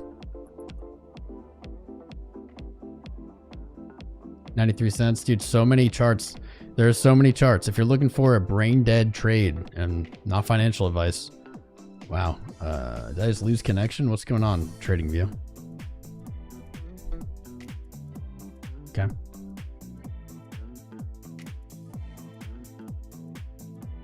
I don't know.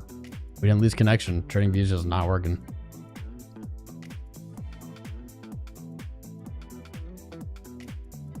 And it's like just this chart too. What?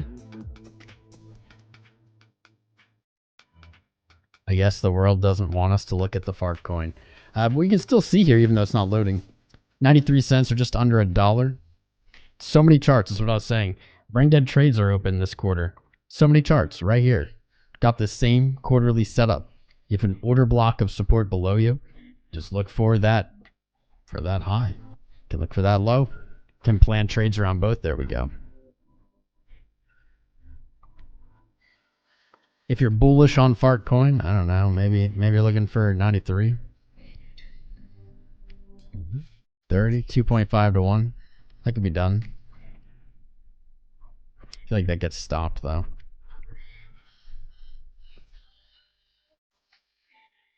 There you go. There's your farters. What's up, 𝐂𝐡𝐚𝐫𝐭 Thanks for subscribing, bro. I see you. Can we look at the pecan chart? Foxy, we were looking at pecans earlier. Way too expensive. What's the track playing? This track is, I'll show you. I'll put the link in the video description. This is just some really old EDM mix that I found. House 10 by Kiffin Beats. This is 4 years old, but it's vibing. It's got a good vibe.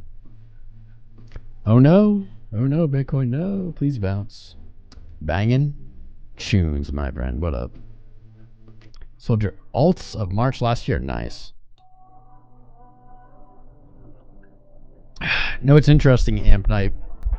How many influencers just overall have you guys heard talk about DCAing alts? How many? Feel free to put their names in the chat if you want. Your boy Tom Crown. I've encouraged DCAing, but I've never encouraged DCAing anything but Bitcoin. You're seeing why. What's up, Crunk? Car prices, Airbnbs, houses dropping, everything except stocks. What? Where are you, Crunk? Where are you living that everything's going down in price? This is some kind of witch town. Griffin?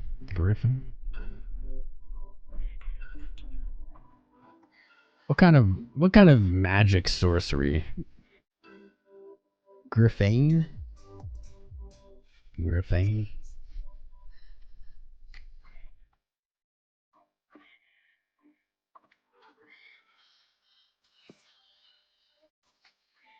Creator bid is going to be the next virtual. What? Well, bro, this chart looks rugged, man. It's down 94. It was down as low as 96%. Curious why you'd be interested in this. This chart looks like absolute ass, bro. Look at that clear quarter rejection. All-time high nuke. Last quarter back tested. Nuke. I don't know. You guys are crazy though. 3.6 cents. Here you go. If you don't think that it's going to continue nuking, and yeah, everybody has their own reason, their own logic. Doesn't have to be mine. If you are bullish on this for whatever reason, maybe you're looking at 3.6 cents. It's already been tested in the last month. If you've already bought there, not liking that, maybe 2.4, 2.5. The all-time low, I don't know. I don't know what would interest you in this. But here you are. I don't know what to do with this chart. What's up? I thought it was a good idea. How you doing, man? Darun Dal. What's up, Darius? Market cipher being Luxago oscillator matrix similar the same. I don't know. Oh no, my long. Getting riggedy wrecked. Here we go. The 4 hour now drilling into the 200-day moving average. Now $300 below the entry. Now $200 below the entry. About 0.1%. Son of a bitch. Son of a bitch. Am I going to get snaked here again? Kind of looks like it.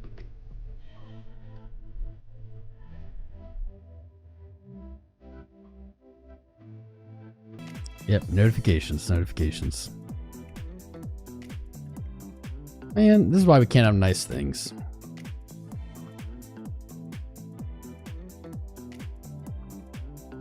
Right there, praying this holds.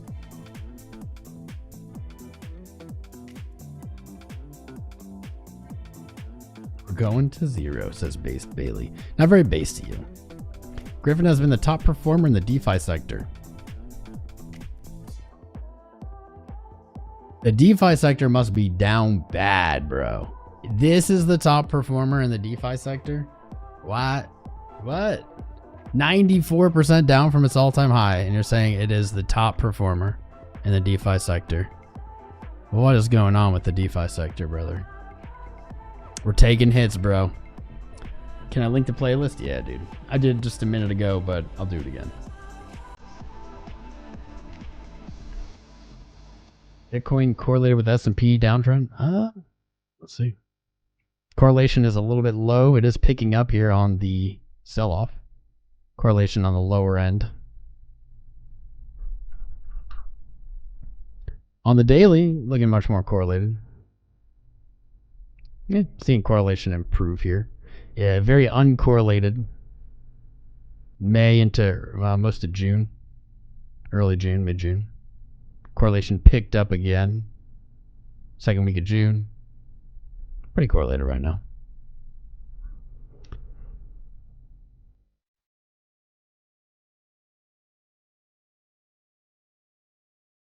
I mean, because the big bill didn't pass it and not pass? I don't know. If it's dumping because the bill didn't pass, man, it's going to be a short-lived dump.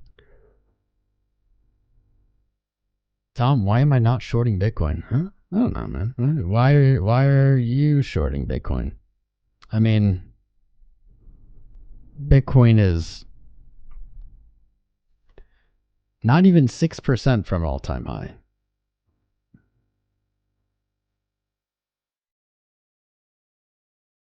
Do I think Bitcoin will continue higher this quarter? God, I hope so. If it doesn't this quarter, I think it will by the end of the year. I don't think the all-time high is in for this cycle. Just saying it earlier, if you're looking for kind of like a quarter, if you're looking for like a swing long entry, you're looking at 93.3 the early open. Could look as deep as 82.4. God, I hope we don't go to 82.4 this quarter. But that quarterly order block. I think in the short term, I have a little trade ski right here at 105.9. I'm still feeling confident in this. I still like this. Got the 204-hour moving average combined with just our historical horizontal right here, 105.9. Do I think Bitcoin dominance will continue higher this quarter? Yeah, absolutely. I'm much more confident that dominance will move higher this quarter than I am than Bitcoin USD will.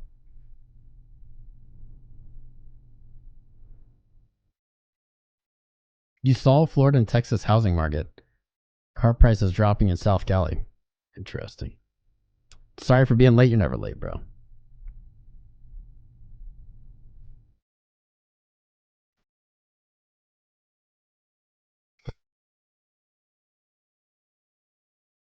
Taking hits, boys. We're taking hits.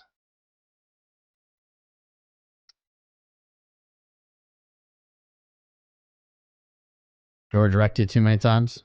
Yeah, man, this is the hardest times. I will give every creator out there props for still just making content right now. This is hard times. This is hard times for a creator. I know it's hard to have sympathy at times for and some people aren't worthy of our sympathy. I'm not saying anyone is or isn't, but some people aren't. But man, this is a rough time. Rough time. This is a very, very difficult time to be a creator. Very difficult time to trade.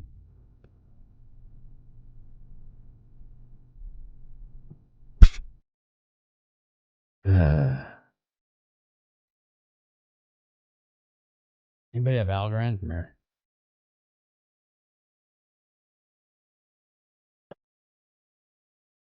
Summer has been boring every year of the boring meaning sideways and down every year of the run so far.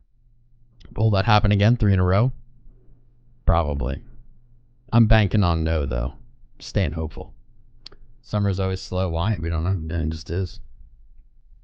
Just is. Crypto sentiment negative 69,420. True. True. What's up? Trading uncertainty. Closing your short. Not a bad spot to take profit if you're in a short, especially if you're just scalping. I don't know. This is where I'm at. This is the trade I've been talking, been saying. Shared this in the Crown Crypto group.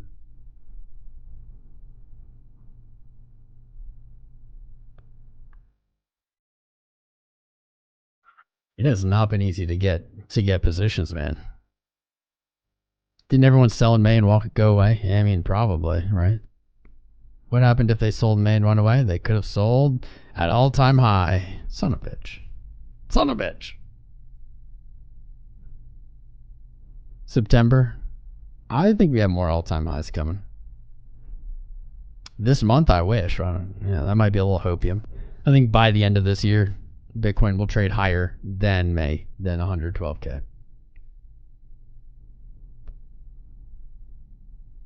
Bro, Amp Night is. We've been live on YouTube for 6 years. So we've done bull markets, we've done bear markets. This might be the hardest time.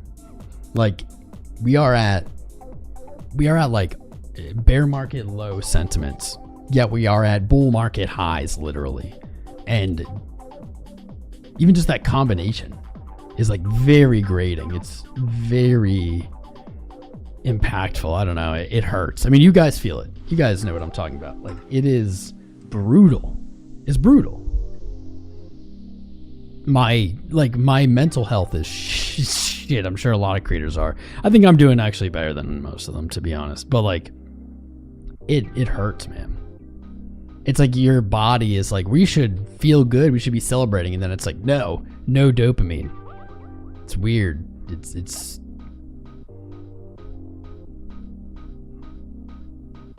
weird.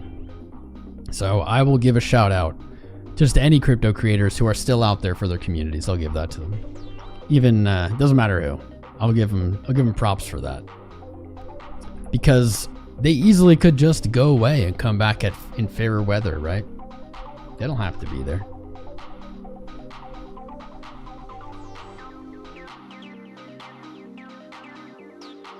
NASDAQ actually broke down.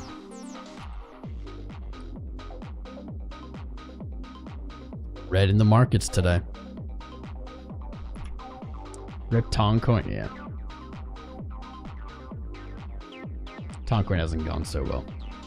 Almost at 69 months, I know, dude. PLG stock only for you. Only for you, Sharknado. Only for Sharknado.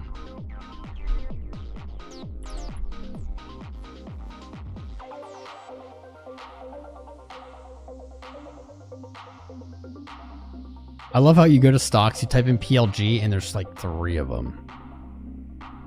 I'm gonna go with Platinum Group. Is this right?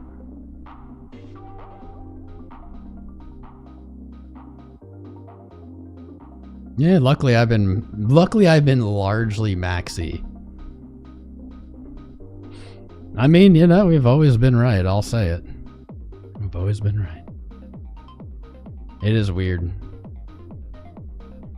I mean, really though, you know, I'll just vent here for 1 second. So many creators though, just like shilled coins and things because they got paid to, and those coins just dumped on you. And so there's like it is a little hard at times, you know, to have sympathy. Like I said, not everyone deserves sympathy or empathy. You know, like a lot of them might have even, you know, not believed in them, and it's just like they got paid to do it. And so you were their liquidity. And those people, I can't really feel bad for. You know, that's why I've never accepted money to shill you guys any projects, any coins. Turned down a lot of money. Is this it? Is it? Yeah. Monthly bull div. This is a weird chart, bro. It has been at this low for almost 10 years. You know, this is an interesting chart. I guess like my hesitation would be, bro, this has been at the same price for 10 years. Maybe it will, you know, maybe it will do something someday, but it could take another 10 years, right?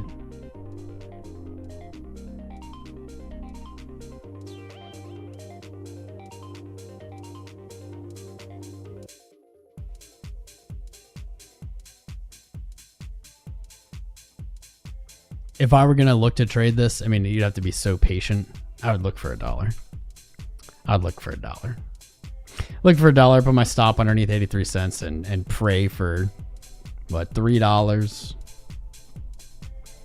Upwards of $5. You get a crazy breakout. You know, we've had these, though, and we've had... Sharknado has brought us charts that have done this, and we've plotted them out and seen it happen. Yeah, maybe like $43 in Dreamland. We'll see, bro. You have brought some. You have brought some. We've made some crazy calls here on some stocks, and we've seen it happen. I'll give it to you. You might be onto something. Oh, here we go. Please hold. Please hold.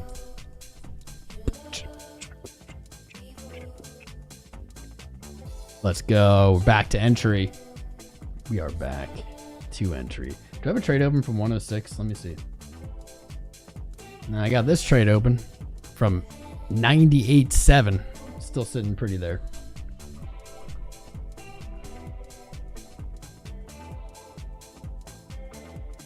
Got a few trades open. They're all longs though. I know.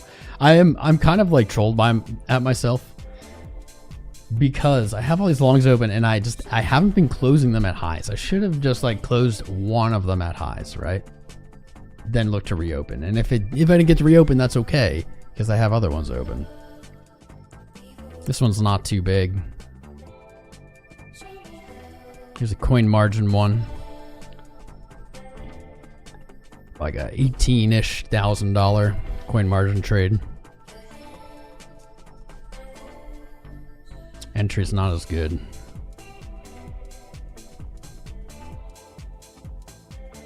$103.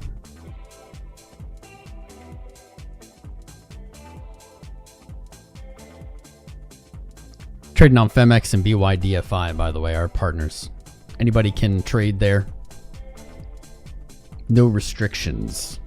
There's my careful language. No restrictions on who can trade there.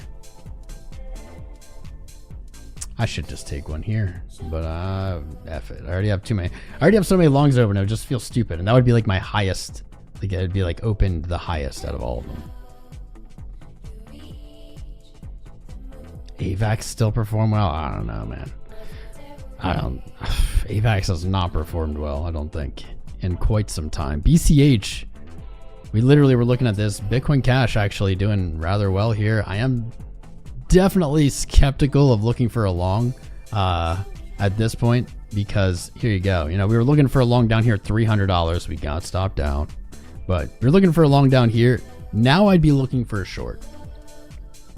I would be more inclined for a short on the BCH here, right? Something like this. Maybe even like a little higher, 550. Looking to what? Come back down to the 200 day, down to 400, something like this. I would not be looking for a long, and if I did look for a long, man, I'd have to like look to close it in 11%, maybe less. But BCH is quite a chart right now. Showing strength relatively, while lots of things aren't. Let's go. Looks like our live is a long, or our long is live still. Let's go. Now ever so slightly in the green.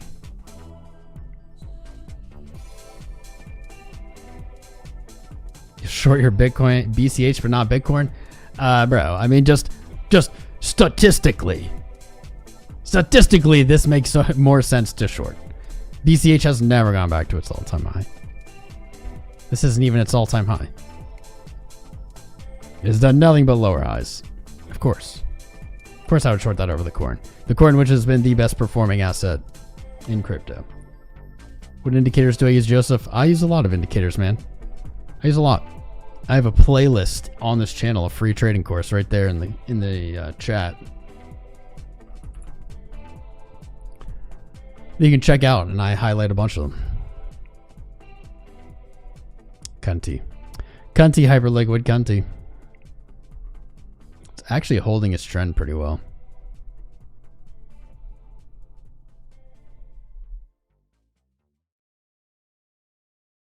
Thanks for your dedication. Thank you, Tim, man, for being here, bro. This is old.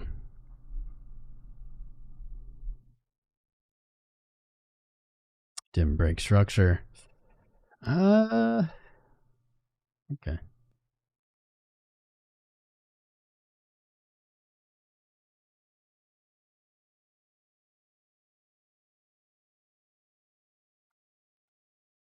Let's see this.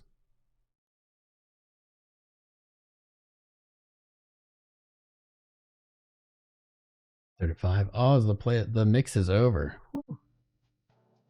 Wow. Jesus Coin's been a while. SPY looking for new all-time high. I don't know about that. Maybe. Interesting. I was gonna say I don't know about that. They were just dumping. Nasdaq maybe looking for the bounce in. Maybe you're not wrong. La, da, da, da, da, da. Oh, ho, ho, ho, ho, ho, ho, ho. 1059, let's go. Yeah, hype does look a little janky there. Bum, bum, ba-dum. This is like the sickest part of this whole mix. Dun, dun, dun, dun, dun.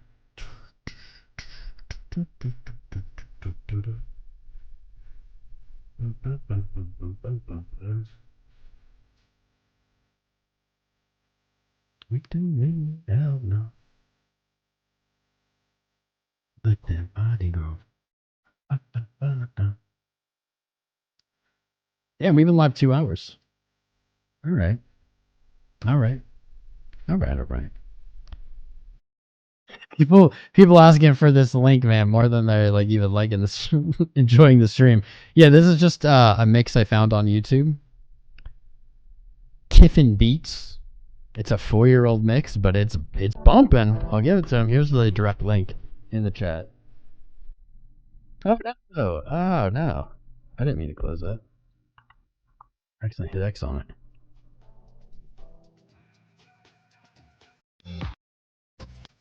There we go. Come on. Oh no! Oh no! All right, boys and girls, we've been live for 2 hours. We're gonna be live again. I don't know if we'll be live tomorrow. We were live 2 days in a row. We'll be live tomorrow if it's spicy. Keep your eyes peeled for this trade. Seems to be doing pretty well, at least so far. Stocks rebounding a bit off their lows. But if we're not live tomorrow, we will be live Friday. You better tune in. Make sure you've subscribed. Hit the like button. Join the Discord, discord.gg/TomCrown. It is free. And if you sign up with any of the links in the video description below, including FEMEX, BYDFI, our exchange partners, you will get into the exclusive VIP areas in the Discord. That's right. Check out joincrowncrypto.com. And I'm going to catch you cats